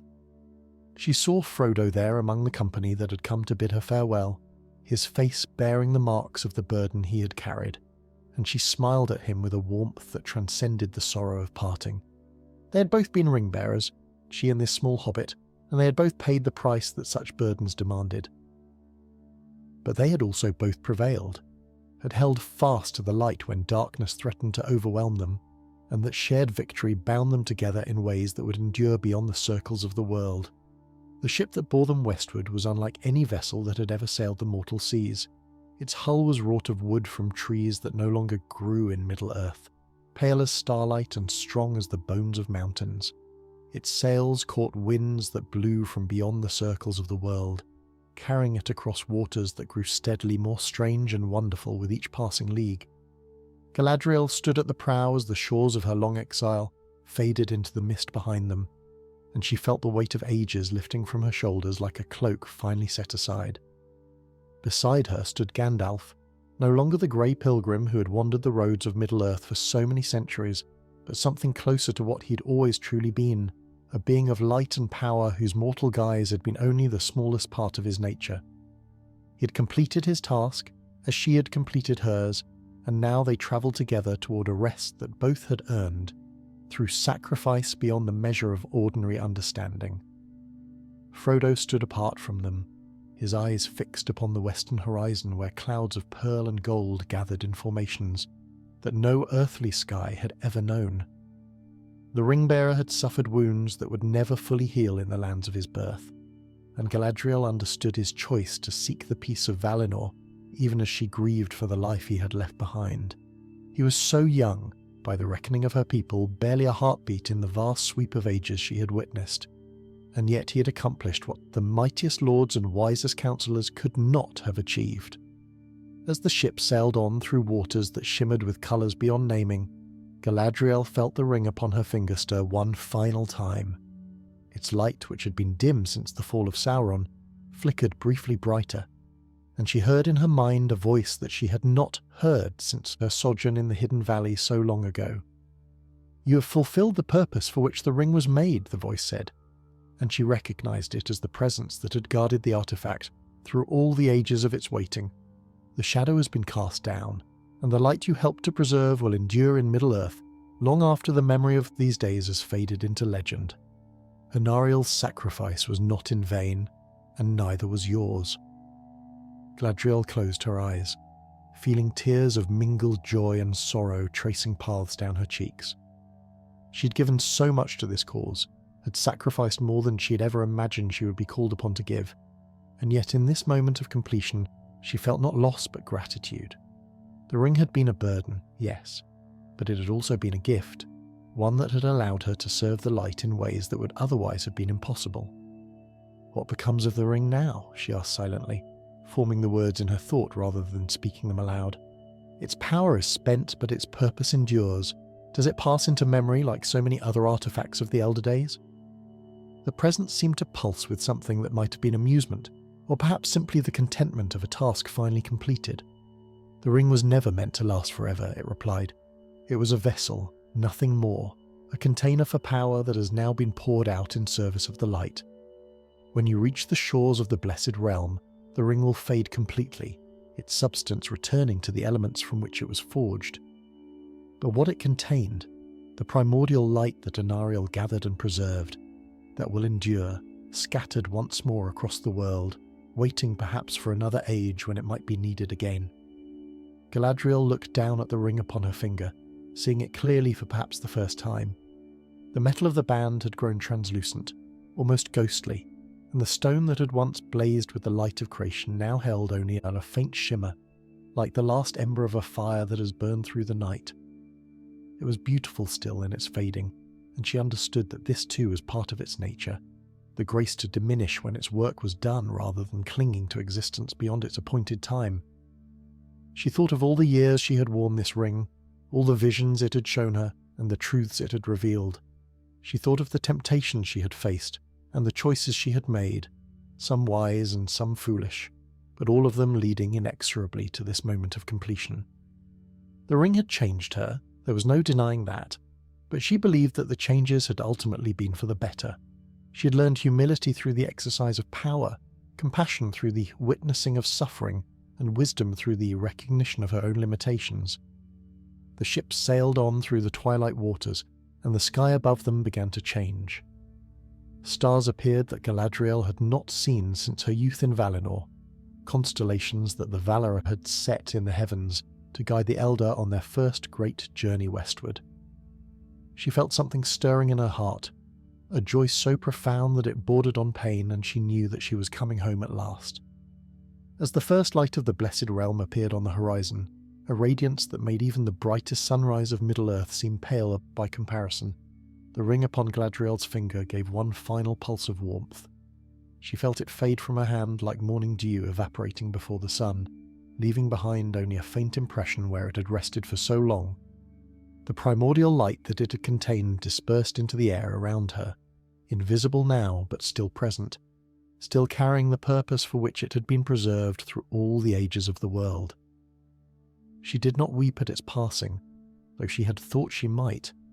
Instead, she felt a lightness that she had not known since before she accepted the ring's burden, a freedom from the weight of sight that had pressed upon her spirit for so many years. She could no longer see the hidden truths beneath the surfaces of things, could no longer pierce the veils that separated what was from what might be. But she found that she did not miss this power as much as she'd feared she would. Some mysteries, she understood now, were meant to remain mysterious, and some truths were better discovered through the slow work of love and patience rather than the swift piercing of enhanced sight. The ship touched the shore of Valinor as the sun rose over the mountains of the Pelori, and Galadriel stepped onto the blessed sand with tears streaming freely down her face. The land welcomed her like a mother embracing a child who's been too long away, and she felt the wounds that the years had carved into her spirit beginning to heal at last. She turned to look back at the ship one final time, at Gandalf and Frodo and the others who had made this journey with her. They stood together in the morning light, their faces touched with the same wonder and relief that she felt, and she knew that whatever awaited them in this new land, they would face it together. "It is done," she said softly, and the words carried on the gentle breeze that blew from the gardens of Lorien, fragrant with flowers that had not bloomed since the days before the shadow first fell upon the world. "The tale is told, the burden is laid down. All that remains now is to rest, and to remember, and to be grateful for the chance to serve." She walked up the beach toward the green lands that stretched before her, Celeborn's absence a quiet ache in her heart that she knew would be healed when he at last chose to follow her into the west. The ring was gone, but its legacy endured in the world she had left behind, in the lives she had touched and the darkness she had helped to hold at bay. And Ariel's purpose had been fulfilled, the primordial light preserved and spent in the service of creation, and Galadriel, Lady of Light, had played her part in that ancient design. And so ends this secret tale of Galadriel the Fair, as it was whispered in the gardens of Valinor where the Eldar walk in blessed peace. The ring that she bore has passed from all knowledge, its existence unknown to the lore-masters of Middle-earth, its power scattered once more across the world that it helped to save. But the memory of what she did, the sacrifices she made and the choices that defined her, these endure in the hearts of all who love the light and stand against the shadow. For in the end, it is not the great powers or the mighty artifacts that determine the fate of the world, but the courage of those who bear them and the wisdom to know when their work is done. Story 2. In the ages before the sun first rose over the troubled lands of Middle-earth, when the light of the two trees still blessed the undying lands with their mingled radiance of silver and gold, there walked among the Noldor a maiden whose beauty surpassed even the fairest visions that the Valar themselves had wrought. Her name was Galadriel, daughter of Finarfin, and her hair was said to hold within its golden strands the very light of Lorelin itself, touched with silver threads that recalled the gentle glow of Telperion. Yet it was not merely her outward beauty that set her apart from all others who dwelt in that blessed realm, but rather the depths of wisdom and power that stirred within her spirit, gifts that would shape the fate of worlds yet unborn and ages yet to come. Even in those earliest days when the Eldar knew nothing of shadow or sorrow, Galadriel possessed a peculiar foresight that troubled her kinfolk. She would often wander alone to the shores of the great sea, gazing eastward toward lands that none among the blessed had ever seen, her eyes reflecting mysteries that she alone seemed to perceive. Her brothers, noble Finrod and brave Angrod and Egnor, would sometimes find her there at twilight, standing motionless as a statue carved from living starlight, and they would wonder at the thoughts that moved behind her silver-grey eyes like clouds passing over deep waters. It was during one such evening of contemplation that the first of Galadriel's secret tales truly began.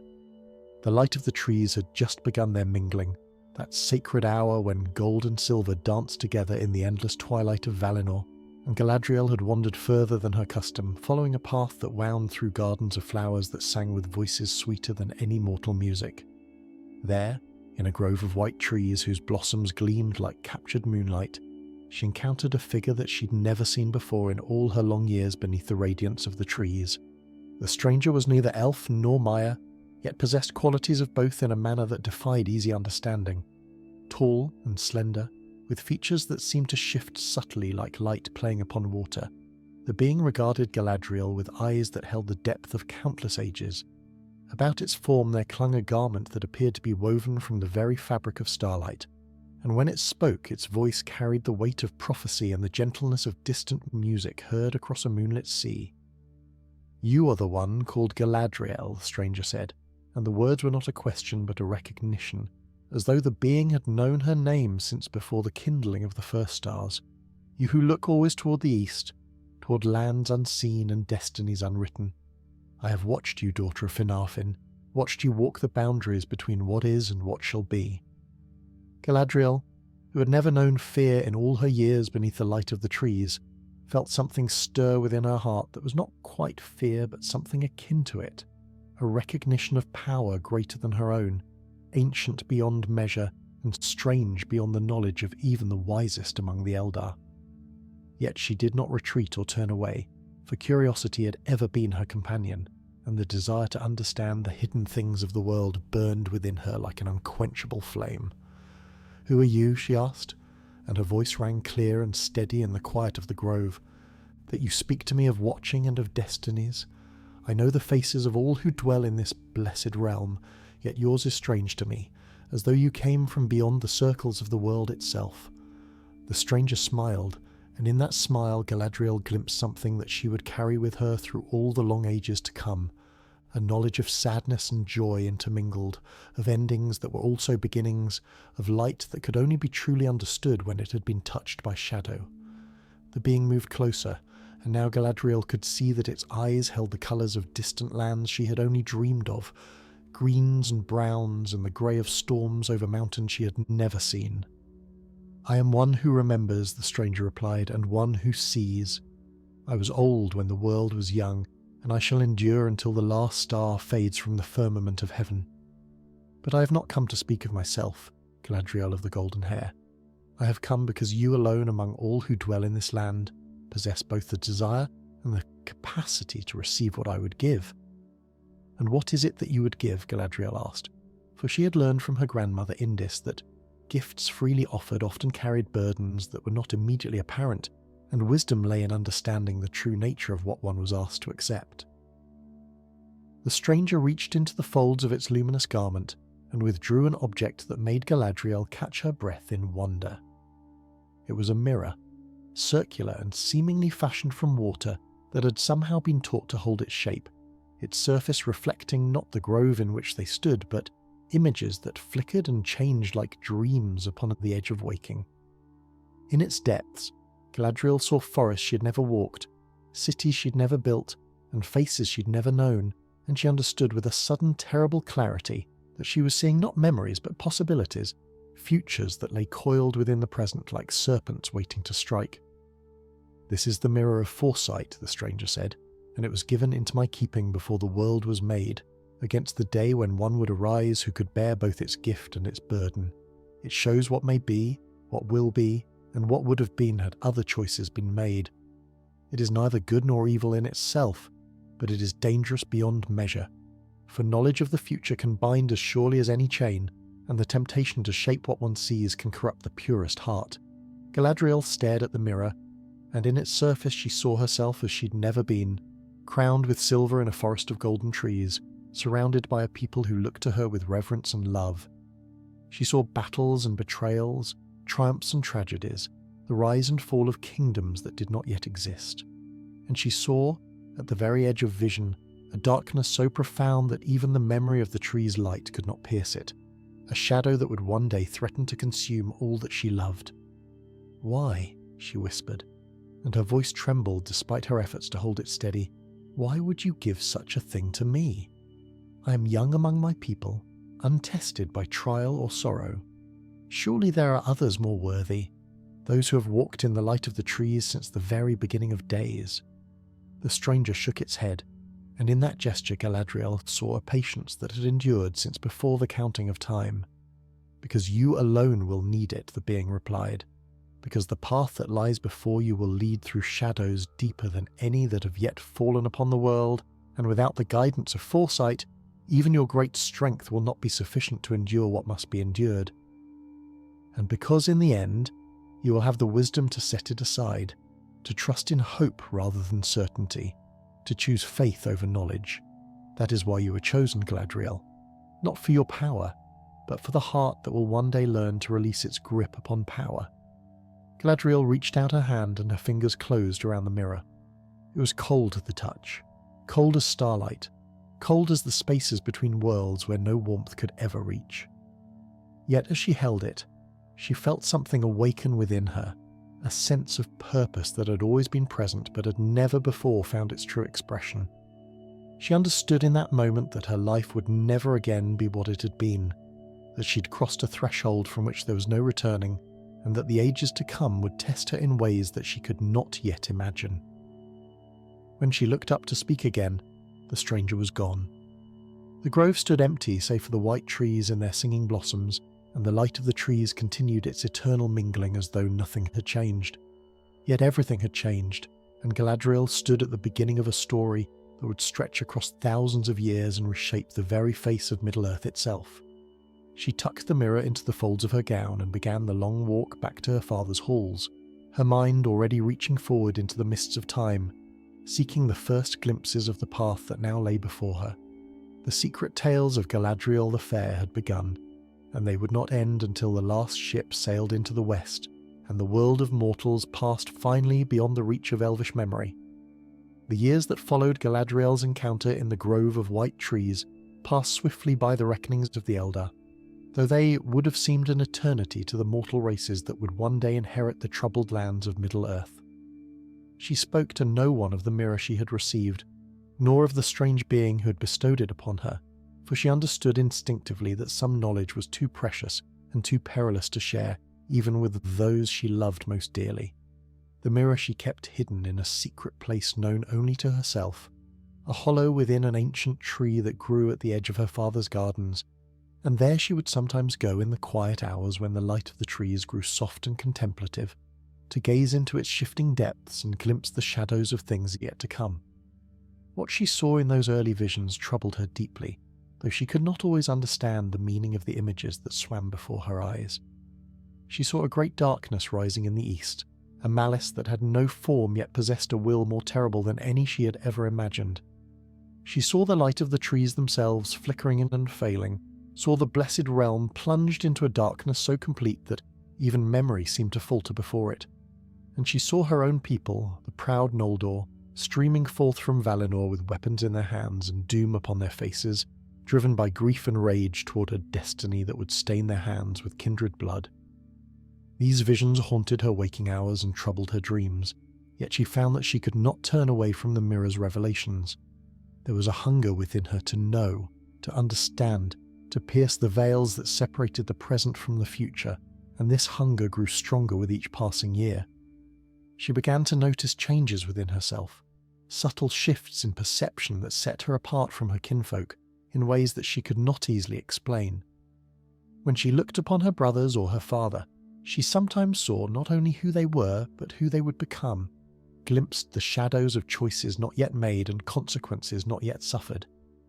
It was as though the mirror had opened a door within her mind that could never again be fully closed. Yet it was not only visions of doom that the mirror showed her. There were moments of beauty and wonder woven among the darkness, glimpses of a land across the sea where forests grew tall, beneath stars undimmed by any cloud, where rivers ran silver through valleys greener than the gardens of Valinor itself. She saw herself walking beneath the boughs of trees that seemed to sing with voices of their own, ruling over people who had never known the light of the blessed realm yet possessed a wisdom and a grace that moved her heart to wonder. These visions called to her with a longing that grew stronger with each passing day, and she began to understand that her destiny lay not in the eternal twilight of Valinor, but in the mortal lands beyond the sundering seas. It was during this time of secret learning that Galadriel first came to know Melian the Maya, though their meeting would not bear its fullest fruit until ages later when both dwelt in the forests of Middle-earth. Melian had taken form among the nightingales of Lorien, the gardens of the Vala Irmo, and her voice was said to be the most beautiful in all of Arda, capable of weaving enchantments that could entrance even the greatest of the Ainur themselves. Galadriel, drawn by rumours of Melian's wisdom and power, sought her out in those twilit gardens where dreams walked with open eyes and the boundaries between thought and reality grew thin as gossamer. She found Melian beside a fountain whose waters reflected not the sky above, but visions of distant places and times long past. The Maya sat in perfect stillness, her form wrapped in robes of deep blue that seemed to hold within their folds the very essence of twilight, and her eyes, when they rose to meet Galadriel's gaze, held depths that made even the mirror's revelation seem shallow by comparison. For a long moment neither spoke, and in that silence Galadriel felt herself being weighed and measured by a perception far keener than any she had yet encountered. "You carry a great burden," Melian said at last, and her voice was like music heard across a great distance, beautiful and sad and filled with the knowledge of ages beyond counting. "A gift was given to you, one that was not meant for the children of Iluvatar to bear. It opens your eyes to what lies ahead, yet in doing so it threatens to blind you to the present moment, where all true wisdom must ultimately be found." Galadriel felt her heart quicken at these words, for she had told no one of the mirror, and to hear her secret spoken aloud by another filled her with both relief and apprehension. "How do you know of this?" she asked, and her voice carried a hint of the command that would one day make her a queen among the Eldar, though in that moment she felt more like a child caught in some forbidden act. Melian smiled, and in that smile Galadriel glimpsed something of the vast patience that characterized the Ainur, beings who had existed before the world was made and who perceived time itself as mortals, perceived the changing of seasons. "I know because I too have looked into such waters," the Maya replied. "Long ago, before I took this form and walked among the gardens of Lorien, I was shown visions of what would come to pass in the ages of the world. I saw the darkness that would fall upon Valinor, the exile of your people, and the long struggle against the shadow that would consume the lives of countless generations. And I saw you, Galadriel, standing at the heart of that struggle, a light that would endure when all other lights had failed." These words struck Galadriel with the force of prophecy, and she felt the weight of destiny settle more heavily upon her shoulders than ever before. Yet even as fear stirred within her heart, so too did something else rise up to meet it, a determination that had been forged in the fires of her own ambition and tempered by the vision she had witnessed in the mirror's depths. "If what you say is true," she said slowly, "then I must prepare myself for what is to come. I must learn all that I can, gather wisdom and power sufficient to face the darkness when it rises." Melian regarded her with eyes that seemed to see beyond the surface of her words to the thoughts that moved beneath. "That is one path," the Maya acknowledged.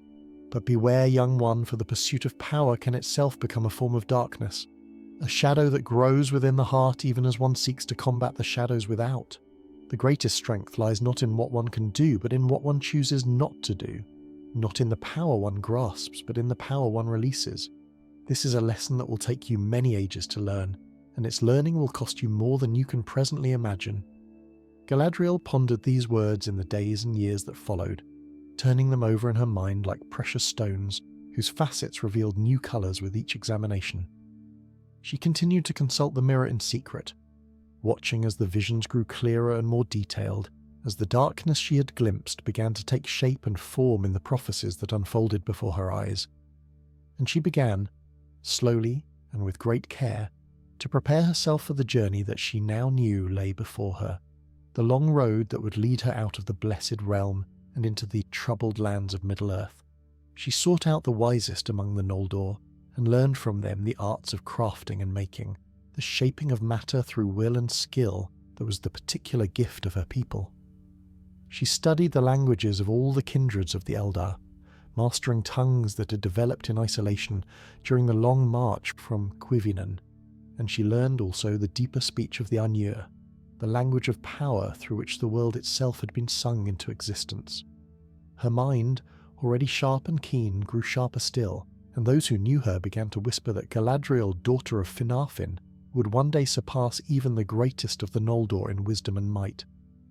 Yet even as her power grew, so too did the shadow that the mirror had shown her. Whispers began to spread through Valinor of a darkness stirring in the north, of a malice that had somehow survived the wars of the Valar and now grew strong in secret places beyond the mountains. The Noldor, proud and passionate, began to forge weapons in their great smithies, and the first seeds of rebellion took root in hearts that had never before known anything but peace and contentment. Galadriel watched these developments with eyes that saw more than others could perceive, and she knew that the time of trial was drawing near at last. The darkness that Galadriel had foreseen in the mirror's depths came at last to Valinor, and it came in a form more terrible than even her visions had prepared her to witness. Morgoth, the great enemy who had been held captive in the halls of Mandos for 3 ages of the world, had been released upon his false promises of repentance, and now he walked freely among the Eldar, spreading whispers of discontent and sowing seeds of suspicion that would bear bitter fruit in the years to come. Yet it was not Morgoth alone who brought the shadow to the blessed realm, for he had found an ally in Ungoliant, a creature of darkness so ancient and so hungry that even the Valar themselves looked upon her with unease. Galadriel sensed the coming catastrophe before it struck, felt the gathering of malice like a storm building on the horizon of her awareness. The mirror had shown her glimpses of what was to come, fragmentary images of light failing and darkness triumphant, yet the full horror of the event itself surpassed anything she had imagined in her most troubled dreams. She was walking in her father's gardens when the darkness fell, and she felt it first as a chill that crept into her bones despite the warmth of the air, a cold that spoke of endings and loss beyond measure. Then the light of the trees began to fail. It happened slowly at first, a dimming that might have been mistaken for the natural mingling of gold and silver that marked the hours in Valinor.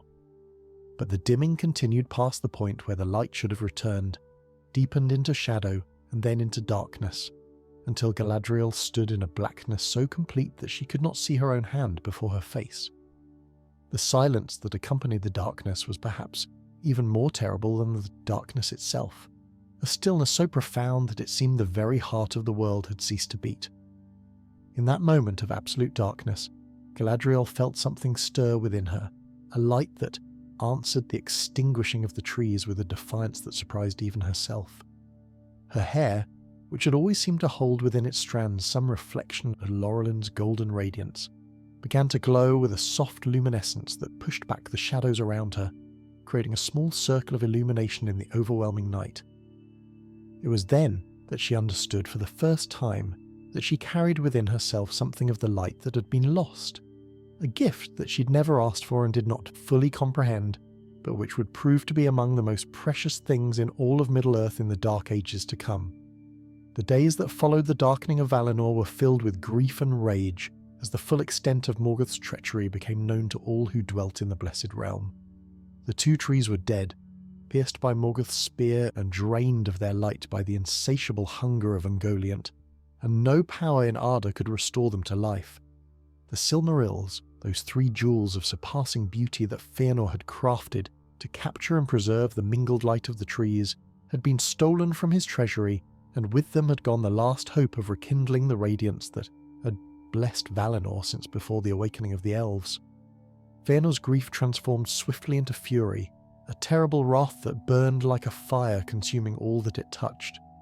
He stood before the assembled Noldor and spoke words that would echo through the ages, words of rebellion and vengeance that stirred the hearts of his people to a madness that Galadriel watched with growing horror. She saw in his eyes the same darkness that she had glimpsed in the mirror, the shadow that falls upon those who pursue power without wisdom, who allow their grief to master their judgment.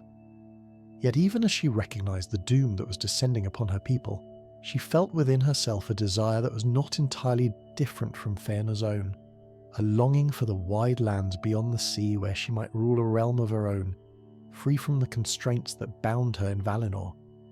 It was this desire that led her to join the host of the Noldor when they set forth from Tirion upon Tuna, marching northward toward the grinding ice of the Helcarax and the mortal lands that lay beyond. She did not swear the terrible oath that Fëanor and his sons pronounced upon Morgoth and all who stood between them and the Silmarils, for her foresight warned her that such an oath would lead to ruin beyond imagining. Yet she marched nonetheless, driven by ambitions of her own and by the visions she had seen in the mirror, visions of a destiny that could only be fulfilled in Middle-earth. The journey northward was long and bitter, and it was marked by an act of treachery that would stain the history of the Noldor for all the ages to come. At Alqualonde, the haven of the Teleri, Fëanor demanded ships to carry his host across the sea, and when the Teleri refused, he led his followers in an assault upon their own kindred. The kinslaying at Alqualond was the first shedding of elvish blood by elvish hands, and as Galadriel stood amid the chaos of that terrible battle, defending herself against those who could not distinguish friend from foe in the darkness and confusion, she felt something break within the harmonies of the world that could never be fully mended. She had not participated in the initial attack, for she had arrived at the harbour only after the fighting had begun, drawn by the sounds of combat and the screams of the dying. But she had fought nonetheless, defending the Teleri she found being overwhelmed by Fëanor's warriors, and in doing so had shed the blood of her own people for the first time in her long life. The weight of that act settled upon her shoulders like a cloak of lead, and she knew that she had crossed a threshold from which there was no returning, that the innocence of her years in Valinor was lost forever in the red ruin of Alqualond. When the host of the Noldor reached the narrow strait that separated a man from the mortal lands, Fëanor committed his final betrayal. Taking the ships that had been won at such terrible cost, he sailed across with his own followers and then burned the vessels upon the far shore, leaving those who had marched with Fingolfin, including Galadriel and her father's house, to find their own way across the grinding ice of the Helcarax. It was a journey that would claim many lives and leave scars upon the survivors that would never fully heal, yet Galadriel endured it with a determination that surprised even herself, drawing upon reserves of strength that she had not known she possessed. During the long crossing of the ice, when the bitter cold bit deep into bone and spirit alike, Galadriel experienced visions that came unbidden, without the aid of the mirror that she had been forced to leave behind in her secret hiding place in Valinor. She saw the ages stretching out before her like a road winding through shadow and light, saw herself standing at crossroads where the choices she made would shape the fate of entire peoples, and she saw, at the end of that long road, a ship sailing into the west, carrying with it the last of the Eldar who would ever leave the shores of Middle-earth. These visions sustained her through the darkest moments of the crossing, when despair threatened to overwhelm even the strongest among the host. She moved among her people like a flame that could not be extinguished, her hair glowing with that strange luminescence that had first manifested during the darkening of Valinor, and those who looked upon her felt their courage renewed and their hope rekindled. It was during this time that the first whispers began to spread among the Noldor, tales of Galadriel's power and wisdom, of the light that she carried within her that seemed to answer the darkness of the world with a defiance that could not be conquered. When at last the survivors of the Helcarax set foot upon the shores of Middle-earth, they found a land both beautiful and terrible, filled with wonders they had never imagined and dangers they could scarcely comprehend. The sun and moon, newly kindled by the Valar to light the world in the absence of the trees, rose and set in cycles that seemed strange to those who had known only the eternal twilight of Valinor. The forests were vast and ancient, filled with creatures that had never seen the light of the blessed realm, and the mountains rose like walls against the sky, their peaks crowned with snow that gleamed in the light of the new-made heavens. Galadriel stood upon the shore and looked eastward toward the lands that would become her home for ages beyond counting, and she felt the weight of her destiny settling upon her shoulders with a finality that admitted no doubt or hesitation. The secret tales that had begun in the grove of white trees in Valinor would continue here, in this new world of light and shadow, of war and wonder, of loss and love beyond measure. And whatever the cost, Whatever the sorrow, she would endure until her part in the great story was finally complete. The years that followed the arrival of the Noldor in Middle-earth were marked by war and wonder in equal measure, as the exiled elves established their kingdoms in the lands beyond the Sundering Seas and took up their long struggle against Morgoth in his fortress of Angband. Galadriel, though she played her part in the councils of the Noldor and lent her strength to the defence of the realms that rose in defiance of the Shadow, found herself drawn ever more strongly toward the hidden kingdom of Doriath, where Melian the Maya had woven a girdle of enchantment about the forests of Neldoreth and region.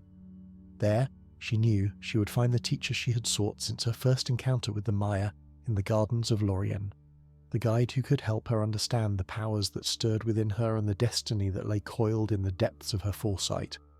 Her journey to Doriath was not easily accomplished, for the kingdom of Thingol and Melian was protected by barriers both seen and unseen, and strangers were not welcomed within its borders without the express permission of its rulers. Yet Galadriel possessed resources that few others among the exiles could claim, not least the reputation that had begun to gather about her name during the crossing of the Helcarax. Word of the golden-haired princess who carried light within her had spread throughout the elvish realms, and when she presented herself at the borders of Doriath, seeking audience with the queen, she was admitted with a swiftness that surprised even herself. Menegroth, the Thousand Caves, was a wonder beyond anything Galadriel had seen since leaving Valinor.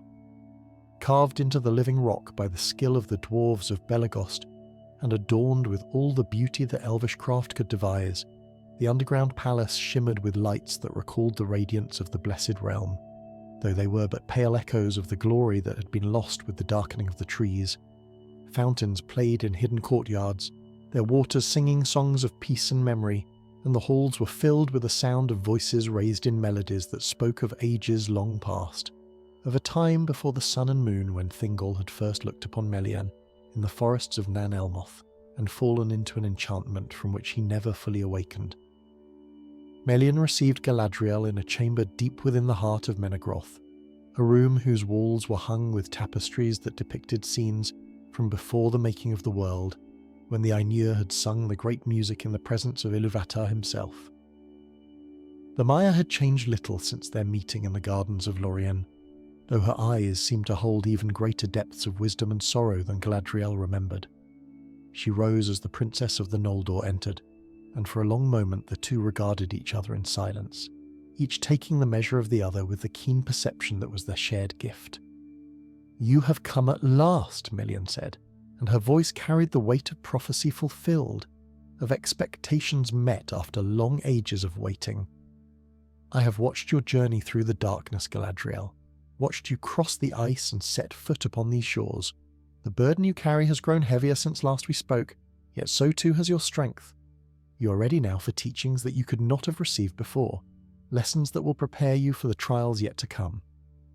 Galadriel bowed her head in acknowledgement, feeling the truth of Melian's words resonating within her own heart. "I have seen much in the mirror that was given to me," she said, speaking openly of the artifact for the first time since receiving it in the grove of white trees. "I have seen darkness rising and light failing, seen the ages of the world stretching out before me like a road through shadow. Yet I do not fully understand what I see, nor do I know how to use the powers that stir within me. I have come seeking guidance, Lady of Doriath, that I might fulfill my destiny without being consumed by it." Melian nodded slowly, her eyes never leaving Galadriel's face. "The mirror shows what may be," she said, "yet it cannot show you how to respond to what you see. That wisdom must be learned through experience, through trial and error, through the slow accumulation of understanding that comes only with the passing of ages. I can teach you much, Galadriel of the Noldor, but the greatest lessons you must learn for yourself, in the crucible of time and circumstance." And so began Galadriel's apprenticeship in Doriath, a period of learning that would span many years and transform her understanding of power, wisdom, and the nature of the world itself. Melian instructed her in the arts of enchantment and warding, teaching her how to weave barriers of power that could protect a realm from even the mightiest of enemies. She showed her the deep secrets of the earth and the waters, the hidden currents of power that flowed through the bones of the world like blood through a living body. And she spoke to her of the music of the Ainur, that great song through which all things had been created, teaching her to perceive the echoes of that primal melody that still resonated in every leaf and stone and stream. Yet it was not only in matters of power that Melian instructed her pupil. She spoke also of wisdom and restraint, of the dangers that attended the use of great power without the guidance of understanding and compassion. She told Galadriel of her own choice to take form among the children of Iluvatar, to bind herself to a mortal realm and share the fate of those she had come to love, and she spoke of the price she had paid for that choice, the limitations it had placed upon her own power and perception. There is a wisdom that comes only through acceptance, Melian said, during one of their long conversations in the hidden gardens of Menegroth, a strength that can only be found by acknowledging weakness. The greatest power lies not in what you can do, but in what you choose not to do. This is the hardest lesson for one of your people to learn, Galadriel, for the Noldor have always been driven by the desire to make and to master, yet it is a lesson you must learn if you are to fulfill the destiny that the mirror has shown you. Galadriel pondered these words deeply, turning them over in her mind during the long hours she spent wandering in the forests of Doriath, or sitting beside the pools and fountains of Menegroth. She understood, in an abstract way, the truth of what Melian spoke, yet the understanding had not yet penetrated to the depths of her being. The desire to create, to shape, to rule, still burned within her like a fire that could not be extinguished, and she wondered sometimes if she would ever truly master the arts of restraint and acceptance that her teacher counselled. It was during her time in Doriath that Galadriel first encountered the one who would become her husband through all the long ages that followed. Celeborn was a prince of the Sindar, kin to Thingol himself, and his silver hair and grey eyes spoke of the twilight world in which his people had awakened, before the rising of the sun and moon. He was wise and fair, possessed of a quiet strength that complemented Galadriel's more fiery nature, and when their eyes first met across the great hall of Menegroth, she felt something stir within her heart that was unlike anything she had experienced before. Their courtship was long and gradual, as befitted the ways of the Eldar, yet it was marked by a depth of understanding and connection that surprised both of them. Celeborn saw in Galadriel a light that reminded him of tales he had heard of the blessed realm beyond the sea, a radiance that spoke of wonders he'd never known, yet had always longed to experience. And Galadriel saw in Celeborn a wisdom rooted in the earth of Middle-earth itself, a groundedness that balanced her own tendency toward ambition and aspiration. Together they found a harmony that neither had achieved alone, and their love grew slowly but surely, like a tree putting down roots that would endure through all the storms of the ages to come. Melian observed their growing attachment with approval, for she perceived in Celeborn a stabilizing influence that would serve Galadriel well in the trials ahead. She saw too that their union would produce something of great importance to the future of Middle-earth, though even her foresight could not penetrate all the veils that shrouded what was yet to come. When at last they were wed, in a ceremony that combined the traditions of the Noldor and the Sindar in a union as symbolic as it was personal, Melian blessed them with words that carried the weight of prophecy. "Your love shall endure through ages of sorrow and joy alike," she said, standing before them in the heart of Menegroth, with the light of the lamps gleaming upon her ancient and beautiful face. "Together you shall build realms of wonder that will shine as beacons against the darkness. Yet know that your path will not be easy, and the price of your endurance will be measured in losses beyond counting. Hold fast to one another through all that is to come, and you shall weather storms that would break lesser bonds." The years of Galadriel's dwelling in Doriath were among the most peaceful she would know in all her long sojourn in Middle-earth, yet even that tranquil time was shadowed by the knowledge of what was to come. The war against Morgoth raged beyond the borders of Melian's girdle, and tidings came often to Menegroth of battles fought and lost, of kingdoms falling and heroes perishing in the long struggle against the darkness. Galadriel watched these events unfold with the strange double vision that had become her constant companion, seeing both the present moment and the echoes of what the mirror had shown her, the terrible climax toward which all these scattered conflicts were inexorably moving. She had not brought the mirror with her to Middle-earth, for it had remained hidden in its secret place in Valinor when the Noldor marched forth in their exile. Yet she found that she no longer needed the physical artifact to perceive the currents of time and fate that flowed through the world. The years of instruction under Melian's guidance had awakened abilities within her that had previously lain dormant, powers of perception and foresight that were hers by nature rather than by the gift of any external device. She could feel the turning of events like the pulse of a great heart beating in the depths of the earth, could sense the approach of doom like the pressure that precedes a storm. And she knew, with a certainty that admitted no doubt, that the peace of Doriath could not last forever. The doom came, as doom so often does, through the working of the very oath that Galadriel had refused to swear in the darkness after the death of the trees. The Silmaril that Beren had wrested from Morgoth's crown now rested in Doriath, worn upon the breast of Luthien Tinuviel, and its presence drew the attention of the sons of Feanor like blood draws wolves across the winter snow. They came with demands and threats, invoking the terrible oath they had sworn and the claim it gave them upon the jewels of their father's making. Thingol, proud and unbending, refused their demands, and in doing so set in motion a chain of events that would lead to the ruin of all that he had built. Galadriel counselled caution and diplomacy, speaking in the councils of the king with all the wisdom she'd gathered in her years of study and reflection. She warned of the doom that lay upon the sons of Feanor, the curse that would drive them to any extremity in pursuit of the Silmarils, and she urged Thingol to find some accommodation that might avert the coming conflict. Yet her words fell upon deaf ears, for Thingol's pride would not permit him to surrender what had been won at such cost, and his hatred for the Noldor who had slain his kin at Alquа Lond burned too hot to be cooled by reason or prudence. The tragedy, when it came, struck not through the agency of the Fëanorians but through a more intimate betrayal. The dwarves of Nogrod, who had crafted the Noglamir at Thingol's command and set the Silmaril within its golden frame, were seized by a desire for the jewel that overwhelmed all their honour and craft pride. They slew the king in his own treasury and fled with the necklace, setting in motion a cycle of vengeance and counter-vengeance that would claim countless lives before its fury was spent.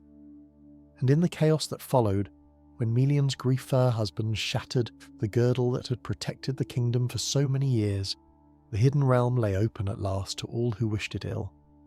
Galadriel felt the moment when Melian's power failed, felt it like a wound in the fabric of reality itself. She was standing in the gardens of Menegroth when the protective enchantment unravelled, and she experienced a sensation of nakedness and vulnerability that she'd not known since the darkening of Valinor. The walls that had sheltered Doriath for ages beyond counting were gone in an instant, and the darkness that had waited so long beyond those walls came flooding in like water through a breached dam. She knew, without needing to be told, that her time in this place had come to an end. She found Celeborn in the chaos that followed, his face grim with the knowledge of what had been lost and what was yet to come. Melian was gone, her spirit departing Middle-earth to return to Valinor and the halls of Lorient, where she'd first taken form among the nightingales of that peaceful realm.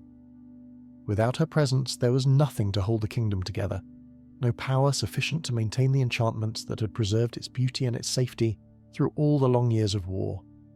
The survivors were scattering, fleeing to whatever havens might still offer protection, and Galadriel and Celeborn knew that they must do the same. Yet before she departed, Galadriel sought out the place where Melian had been last seen, a clearing in the heart of the forest where the Maya had often gone to meditate and to commune with powers beyond the circles of the world.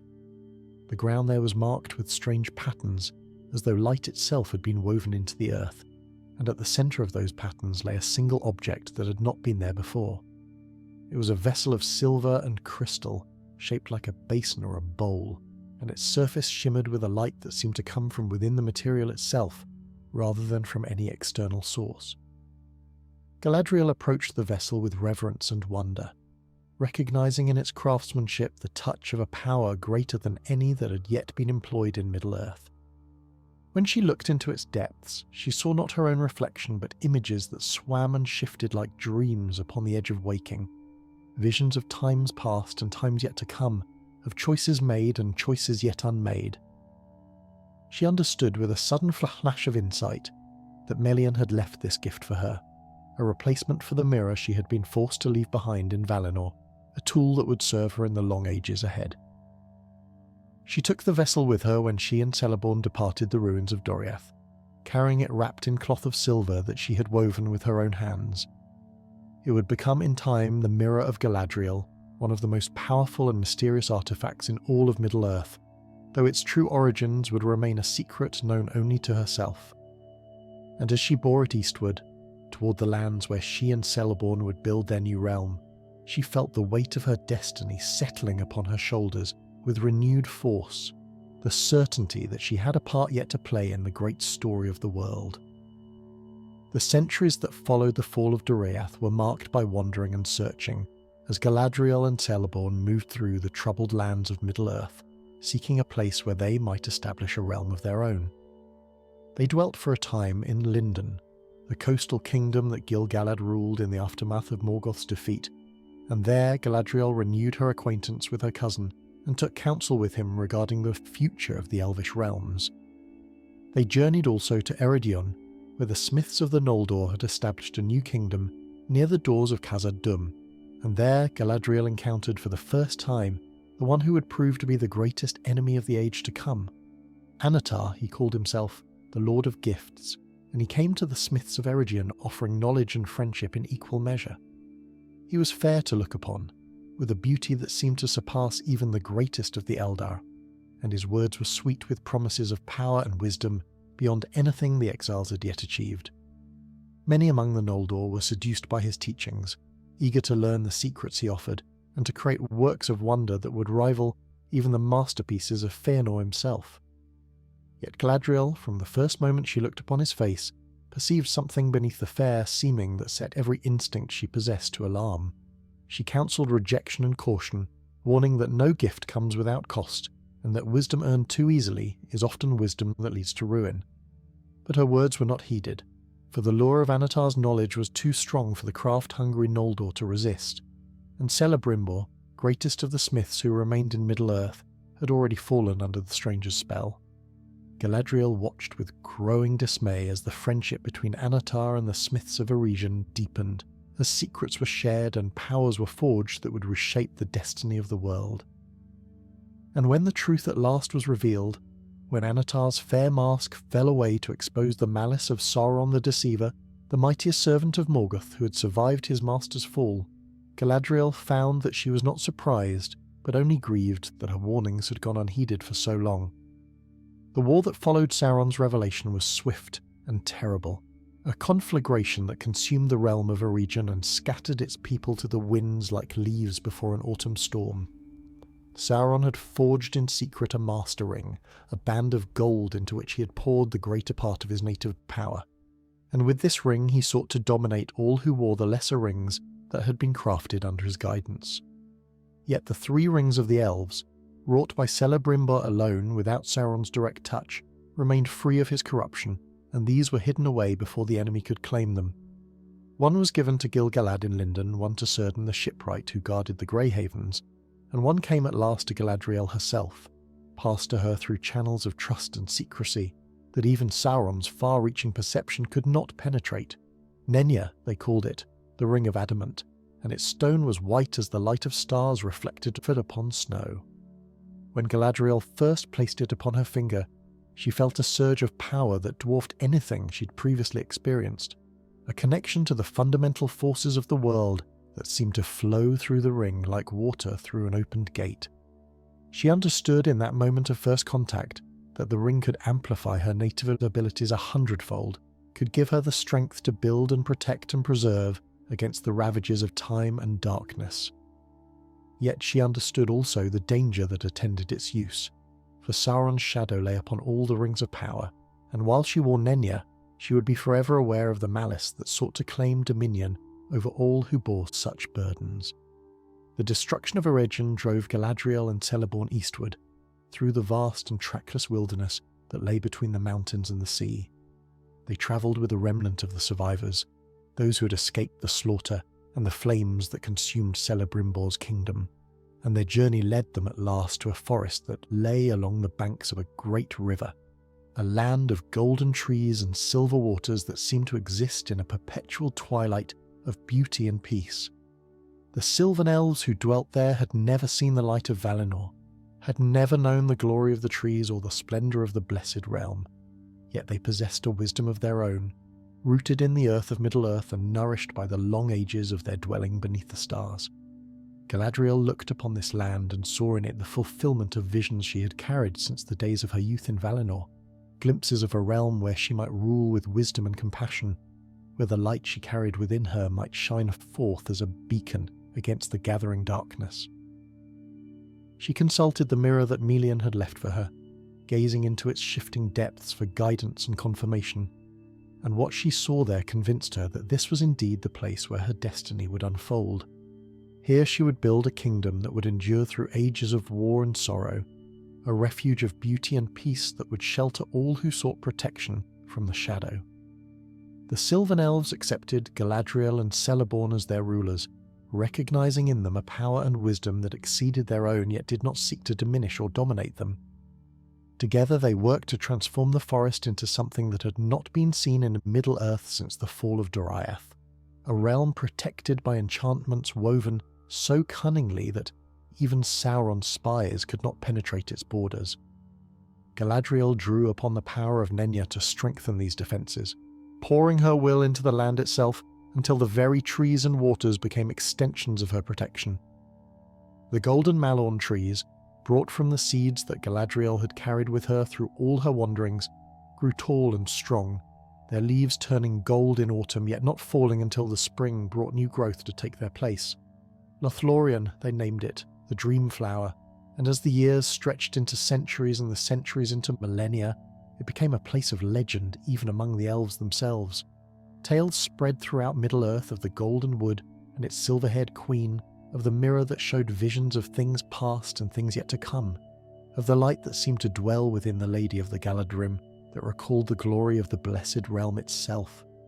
Some whispered that Galadriel was the mightiest of all who remained in Middle-earth, that her power rivaled even that of Sauron himself, and that if she chose to oppose the Dark Lord directly, the outcome would be far from certain.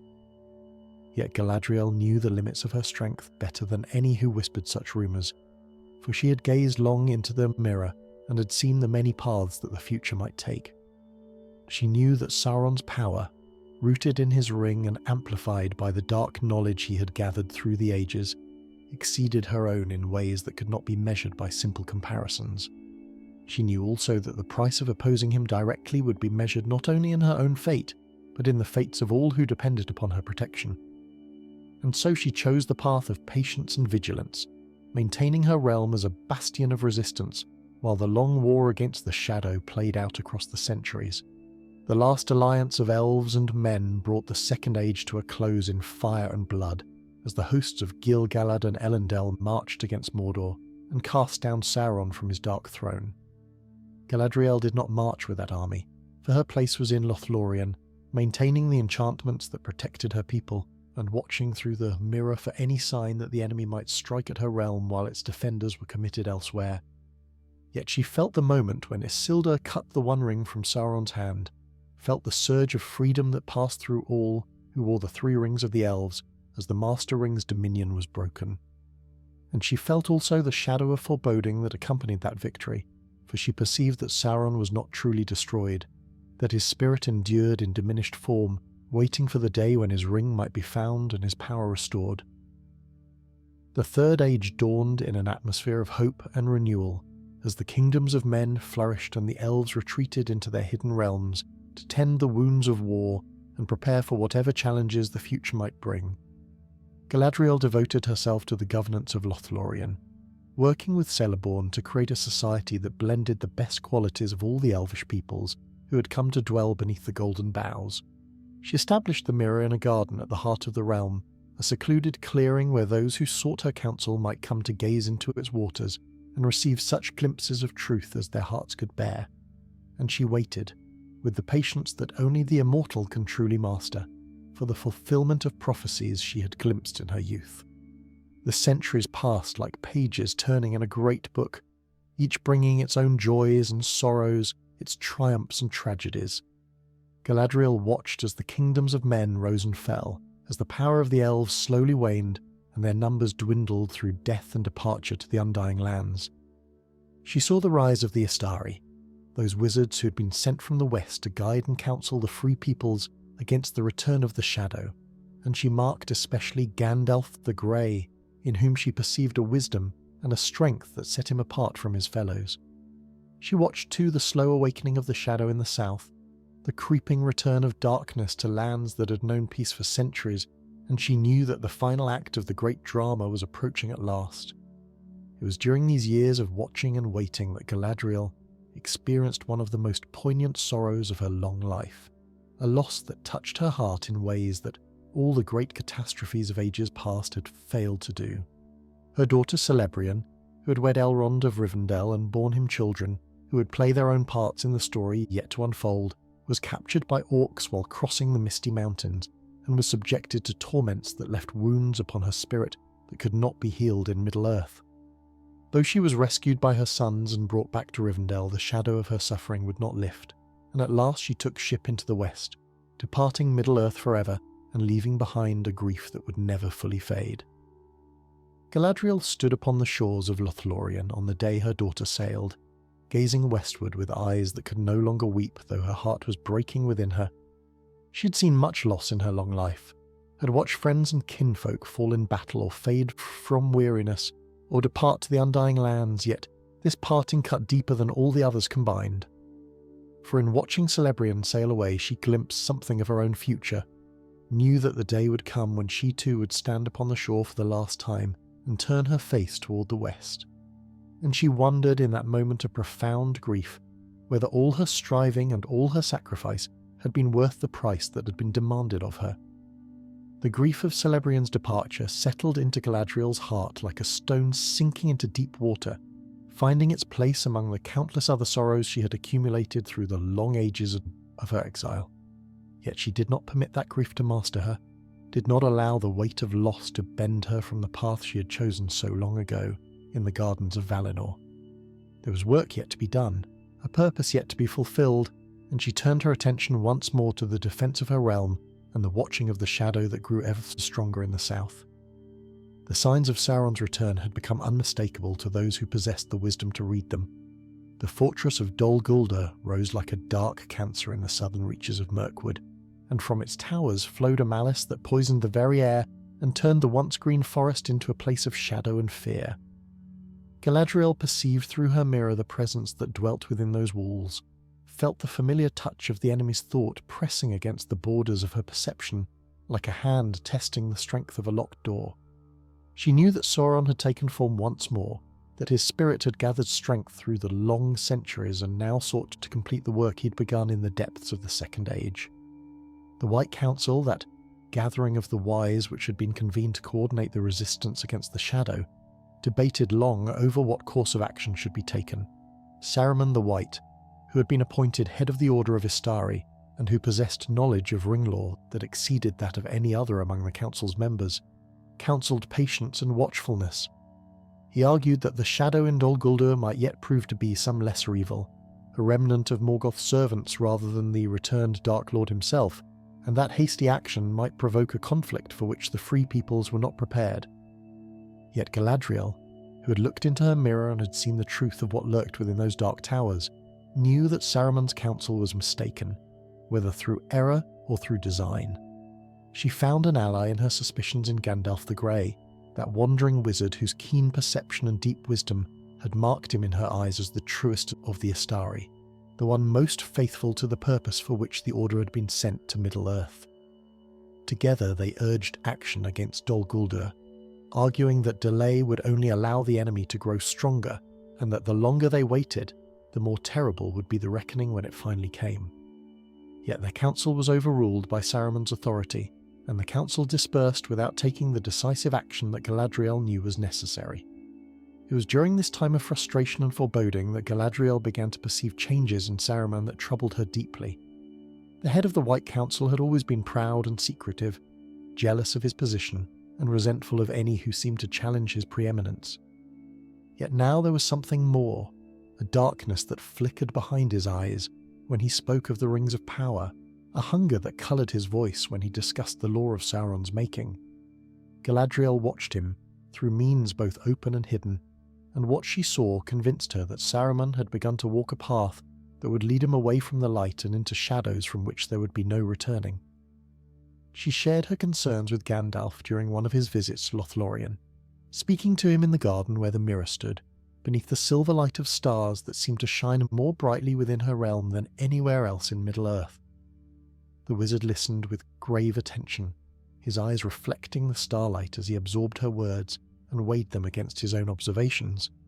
When she had finished, he sat in silence for a long moment, his pipe forgotten in his hand, his face troubled by thoughts he did not immediately share.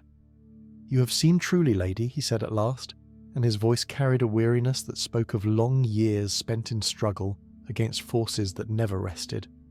"Saruman has turned his mind toward the ring, has begun to believe that he might master it and use it to achieve ends that he tells himself are good. It is a path that has been walked before, by those who are wiser and stronger than he, and it leads always to the same destination. Yet what can be done? He is the head of our order, appointed by those whose authority we cannot question. To move against him openly would fracture the council at the very moment when unity is most needed." Galadriel considered his words, turning them over in her mind as she gazed into the mirror's depths. The surface of the water was still and dark, showing nothing but the reflection of the stars above, yet she knew that visions awaited her there, revelations that would come when the time was right and not before. "Perhaps nothing can be done at present," she replied slowly. "Perhaps we must wait and watch, as Saruman himself has counselled, though our watching shall be of him as much as of the shadow in the south.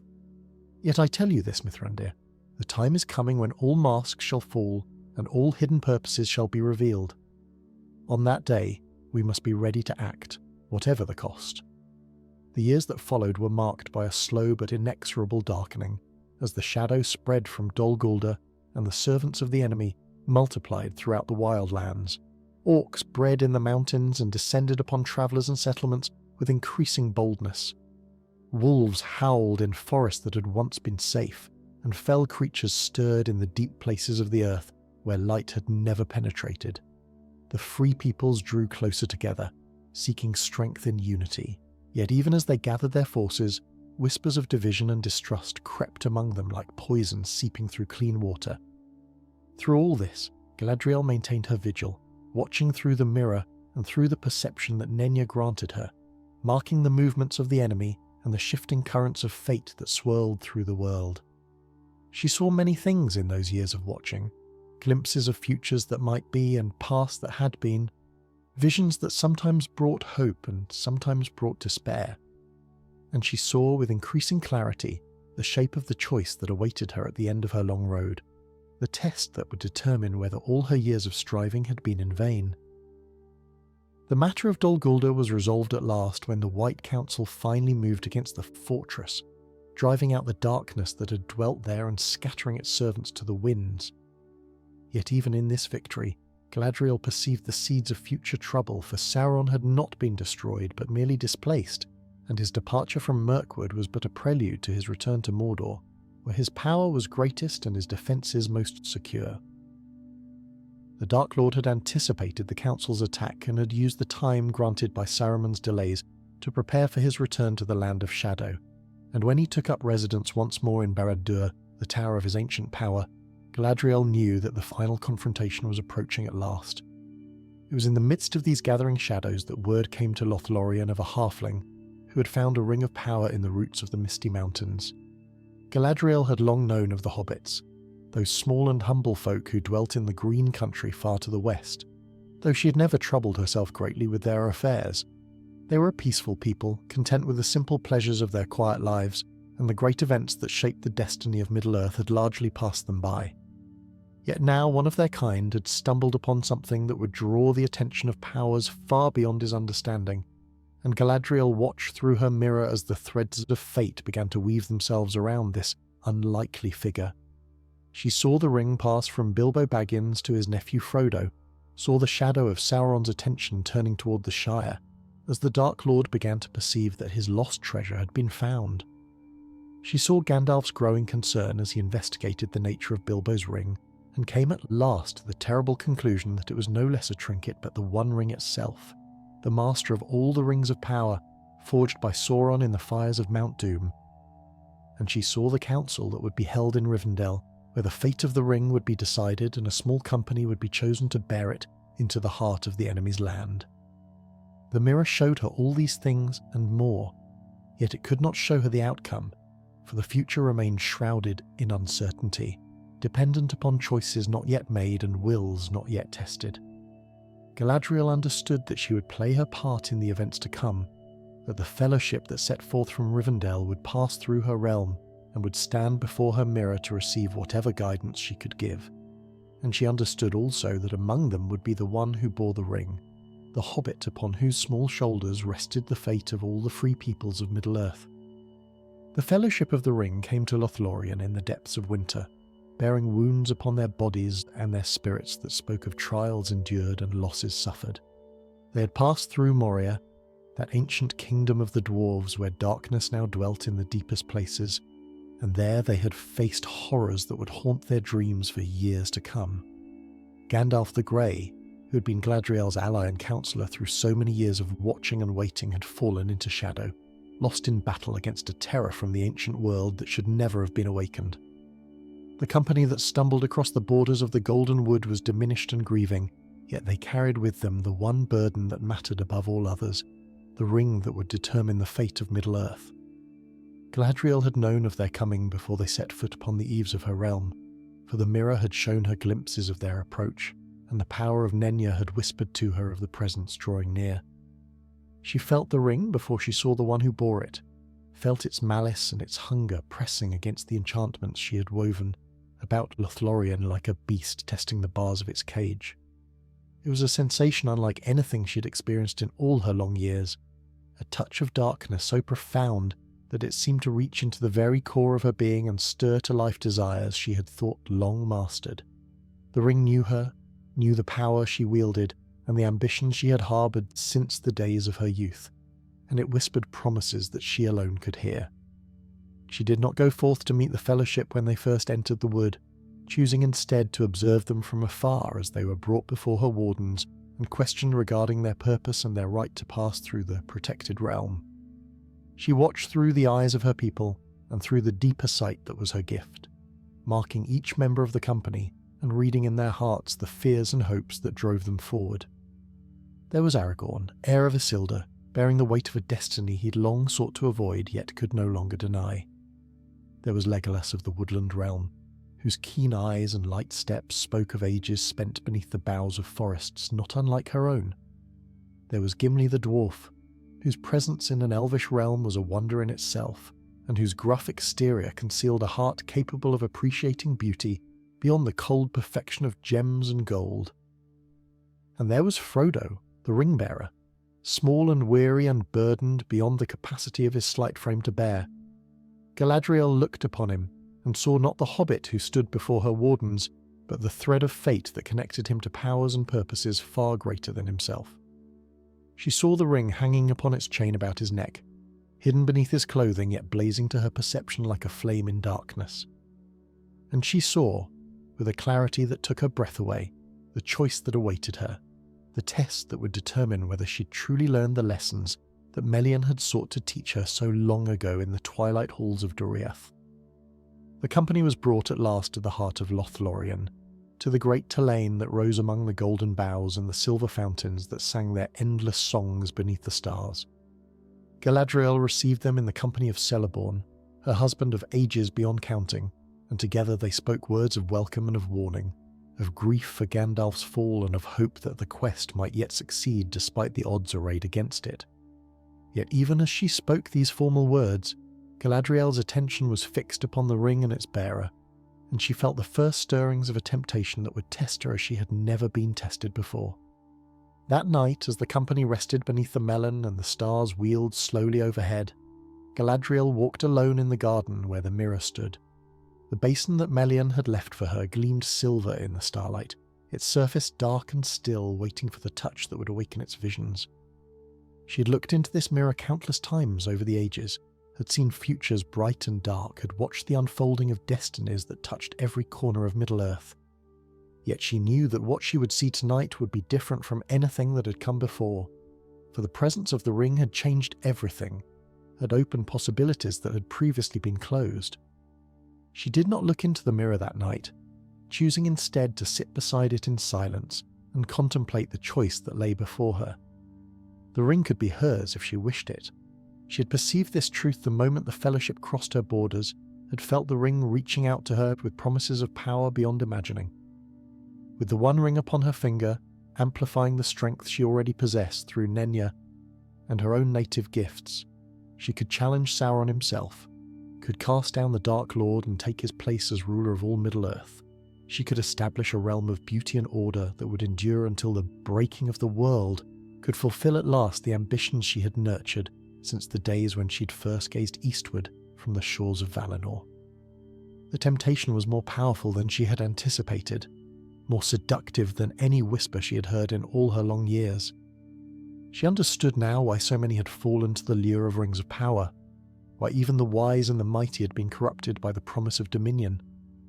The ring spoke to the deepest desires of her heart, to the pride and the ambition that had driven her forth from the blessed realm and sustained her through ages of exile and struggle. It offered her everything she had ever wanted, and asked in return only that she take what was freely offered. Yet even as the temptation burned within her, another voice spoke in the depths of her memory, a voice she had not heard since the fall of Doriath, but which had never truly been silent. It was the voice of Melian, speaking the words she'd spoken so long ago in the hidden gardens of Menegroth. The greatest power lies not in what you can do, but in what you choose not to do. Not in the power you grasp, but in the power you release.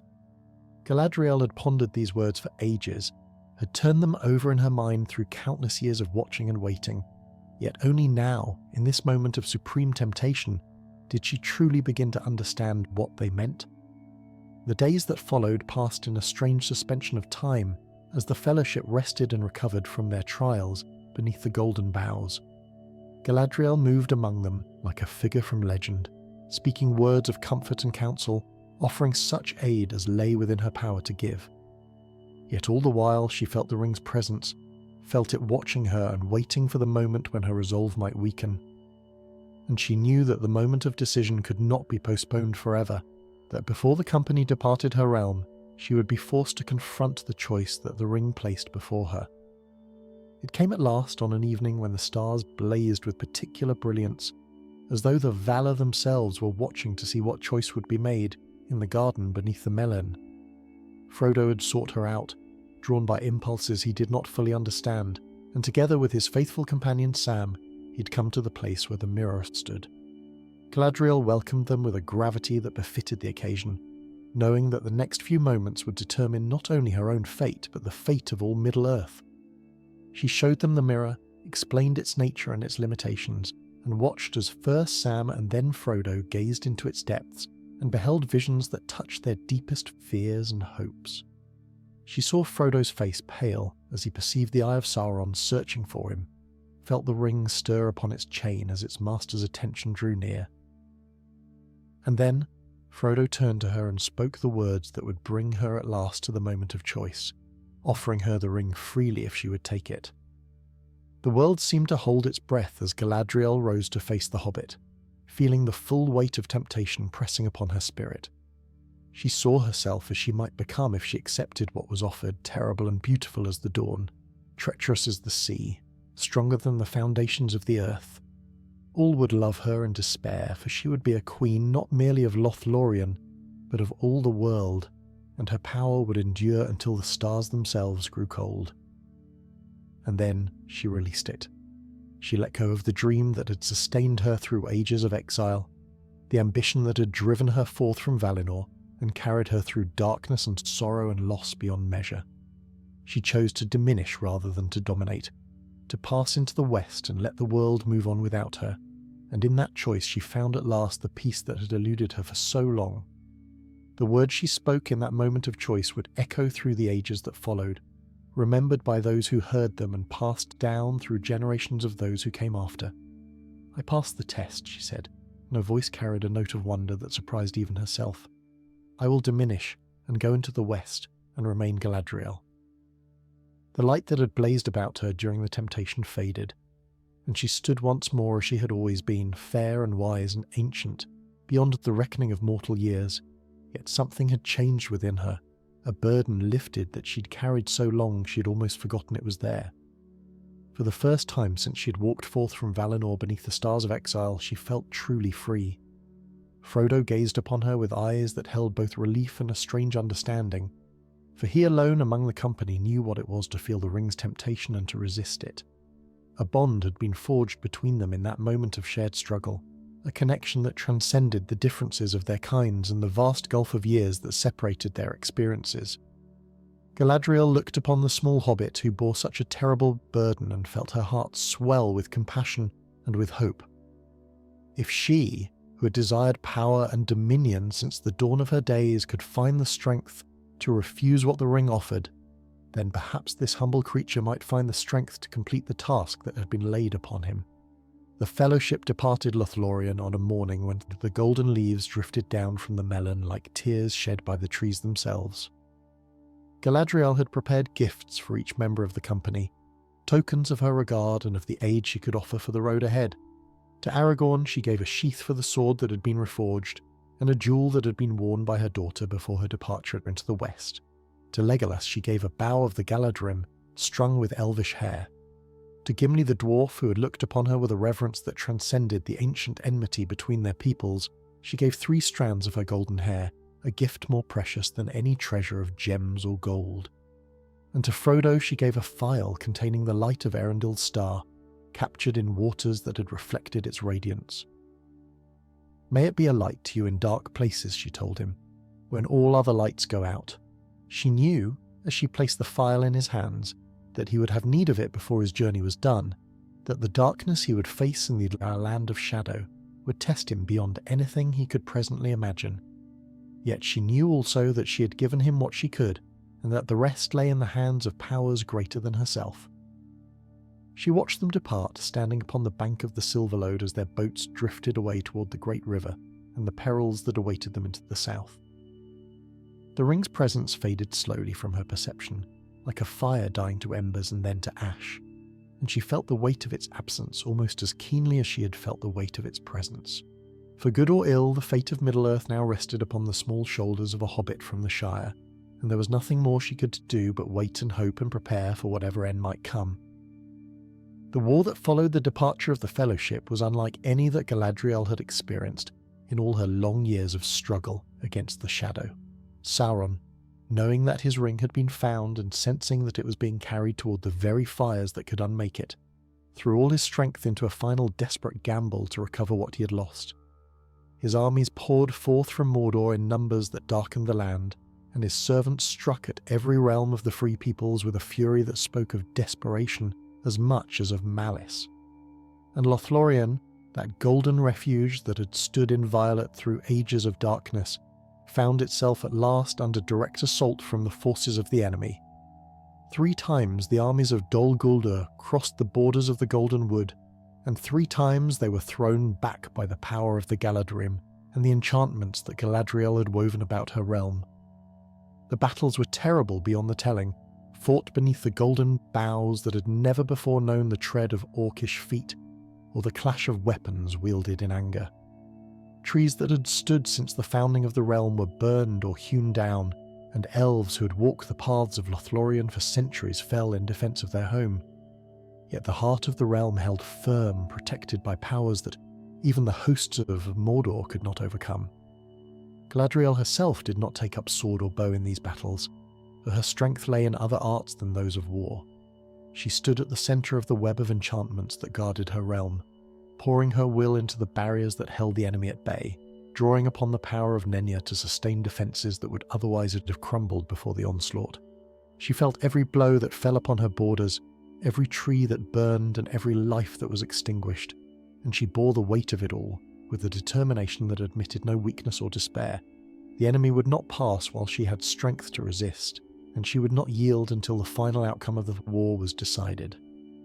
The news of Sauron's fall reached Lothlorien on a morning when the air itself seemed to lighten, as though a weight that had pressed upon the world for ages beyond counting had suddenly been lifted. Galadriel felt it before any messenger arrived, felt the sudden absence of the malice that had haunted her perception since her earliest days in Middle-earth. The ring had been destroyed, unmade in the fires where it had been forged, and with its destruction, the power of Sauron had been broken forever. The Dark Lord who had troubled the world for so long was gone at last, and the shadow that had lain upon the land began to lift like mist before the rising sun. Yet even in the midst of this joy, Galadriel knew that her own time in Middle-earth was drawing to a close. The power of Nenya, which had sustained her realm through all the long years of watching and waiting, had been bound up with the fate of the One Ring. With that ring's destruction, the three rings of the elves had lost their potency, and the enchantments they had supported would slowly fade and fail. Lothlorien would diminish, its beauty waning like the last light of a dying star, and eventually it would become no more than an ordinary forest, empty of the wonder that had set it apart from all other places in Middle-earth. Galadriel accepted this knowledge with a peace that she would not have been capable of feeling before her encounter with the Ring-bearer. The choice she had made in the garden, beneath the melon, had freed her from the need to hold on, to preserve, to maintain her power against the inevitable march of time. She could let go now, could release her grip upon the realm she had built and the people she had protected, and trust that the world would continue without her. It was a strange sensation, this freedom, like setting down a burden she'd carried so long that she'd forgotten what it felt like to walk without its weight. The months that followed the war's end were spent in preparation for departure. Galadriel and Celeborn walked together through the Golden Wood, visiting places they had known for ages, speaking of memories that stretched back to the days before the sun and moon. They knew that they would not make this final journey together, for Celeborn was not yet ready to leave Middle-earth, and there were tasks that held him still to the mortal lands. Yet there was no grief between them at this parting, only a quiet understanding that their paths would diverge for a time before meeting again in the undying lands. She said her farewells to her people, speaking words of blessing and encouragement to those who would remain behind. Many of the Galadrim had already departed, sailing from the grey havens in ships that carried them to the shores of the blessed realm, and more would follow in the years to come. Yet some would choose to linger, to watch over the fading beauty of Lothlorien until even the memory of its glory had passed from the world. Galadriel honoured their choice, knowing that each must find their own path and their own peace. The journey to the Grey Havens was long, winding through lands that were already beginning to heal from the Shadow's touch. Spring had come to Middle-earth, and the world seemed renewed, as though the destruction of the ring had broken not only Sauron's power, but also the pall of weariness that had lain upon the land for so long. Galadriel travelled slowly, savouring each sight and sound and sensation, knowing that she was seeing these things for the last time. The green hills, the rushing streams, the ancient forests that had watched the passing of ages, all of it was precious to her now in a way that it had never been before. She found waiting for her at the Haven's companions she had not expected, but was overjoyed to see. Gandalf was there, no longer grey but white, returned from death and transformed by experiences that even she could not fully comprehend. Elrond was there as well, her kinsman through marriage, bearing in his eyes the sorrow of parting from his daughter, who had chosen mortality for love of Aragorn. And there were the hobbits, Frodo and his faithful Sam, and the two young ones who had played their own parts in the great events that had reshaped the world. The ship that would carry them into the west rode at anchor in the harbour, its white sails furled against masts of silver-grey wood that had been shaped by hands more skilled than any that remained in Middle-earth. Galadriel stood upon the quay and looked upon it with eyes that saw not merely the vessel before her, but all the years of longing and labour that had led to this moment.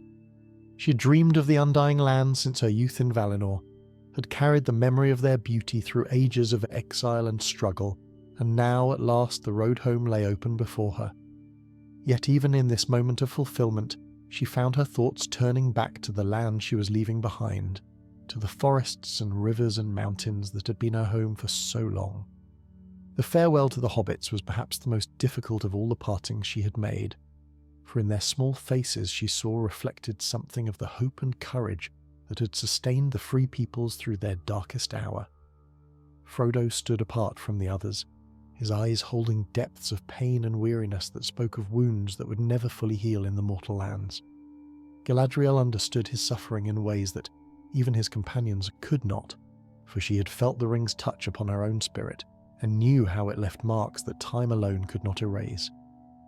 She took his hand in hers and spoke words of comfort that were meant for him alone, promises of healing and peace that awaited him in the blessed realm. Sam wept openly as he embraced his master for the last time, his honest heart overflowing with a grief that he could not contain. Galadriel watched them with a tenderness that might have surprised those who knew her only as the mighty Lady of Lothlorien, for she perceived in their friendship something pure and precious that had been one of the true wonders of the age now ending.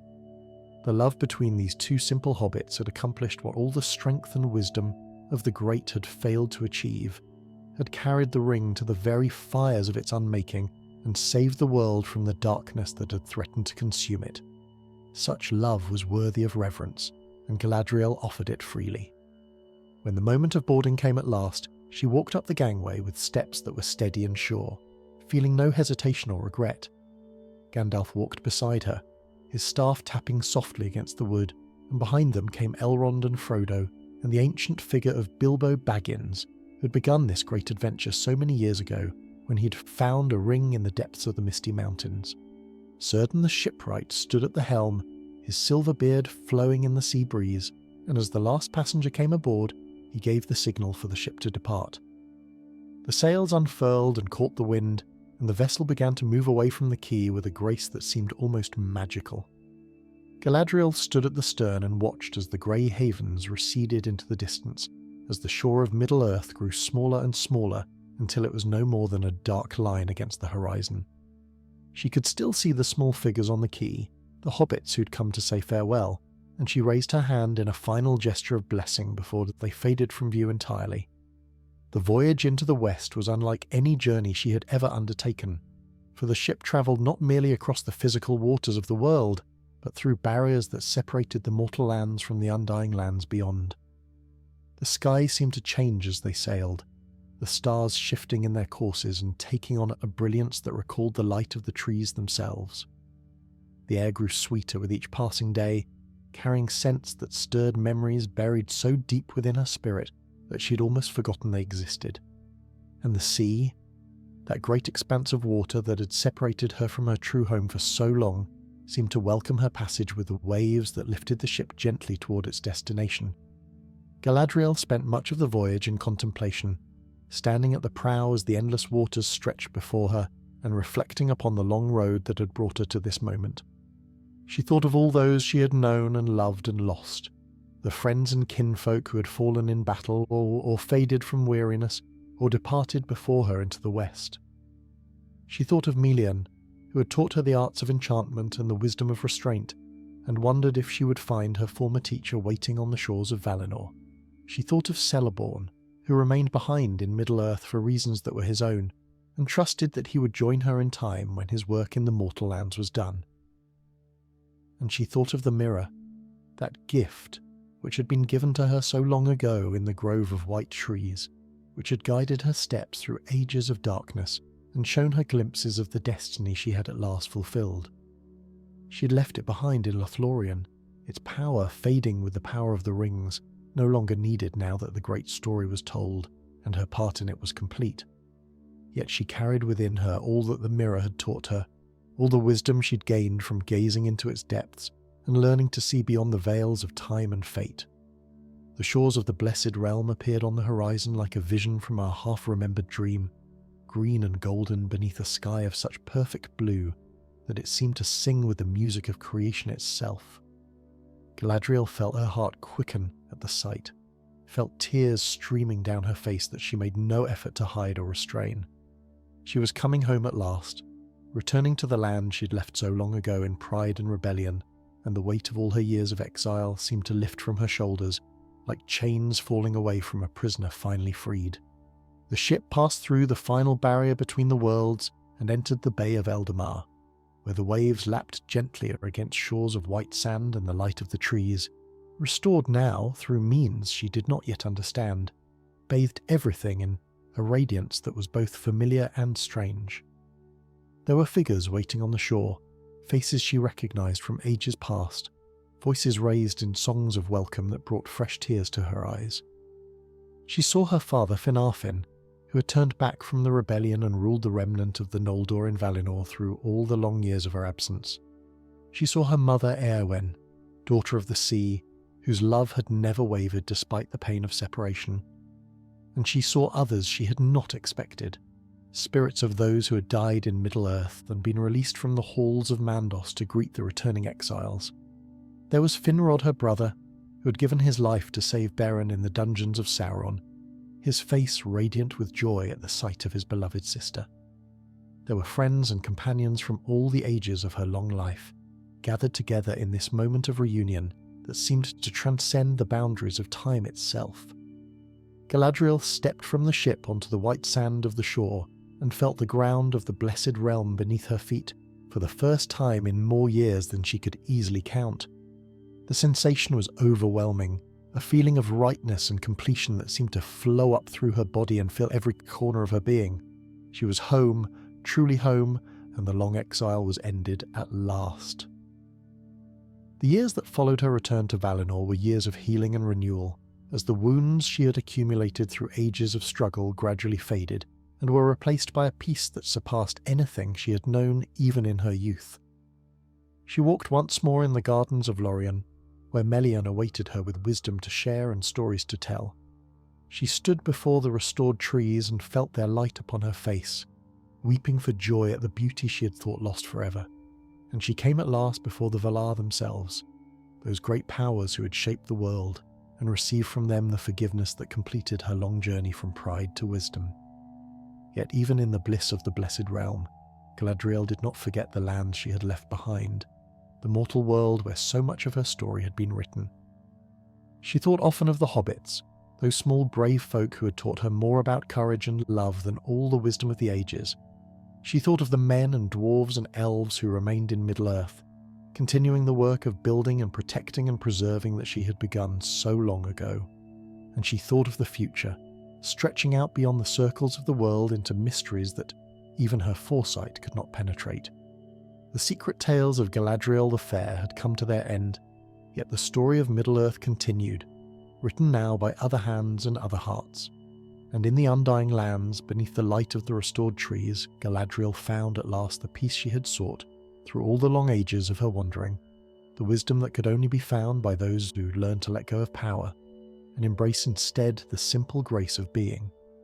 Thus ends the tale of Galadriel, Lady of Lothlorien, who passed the test and remained herself, and found in diminishment a greatness that all her power could never have achieved,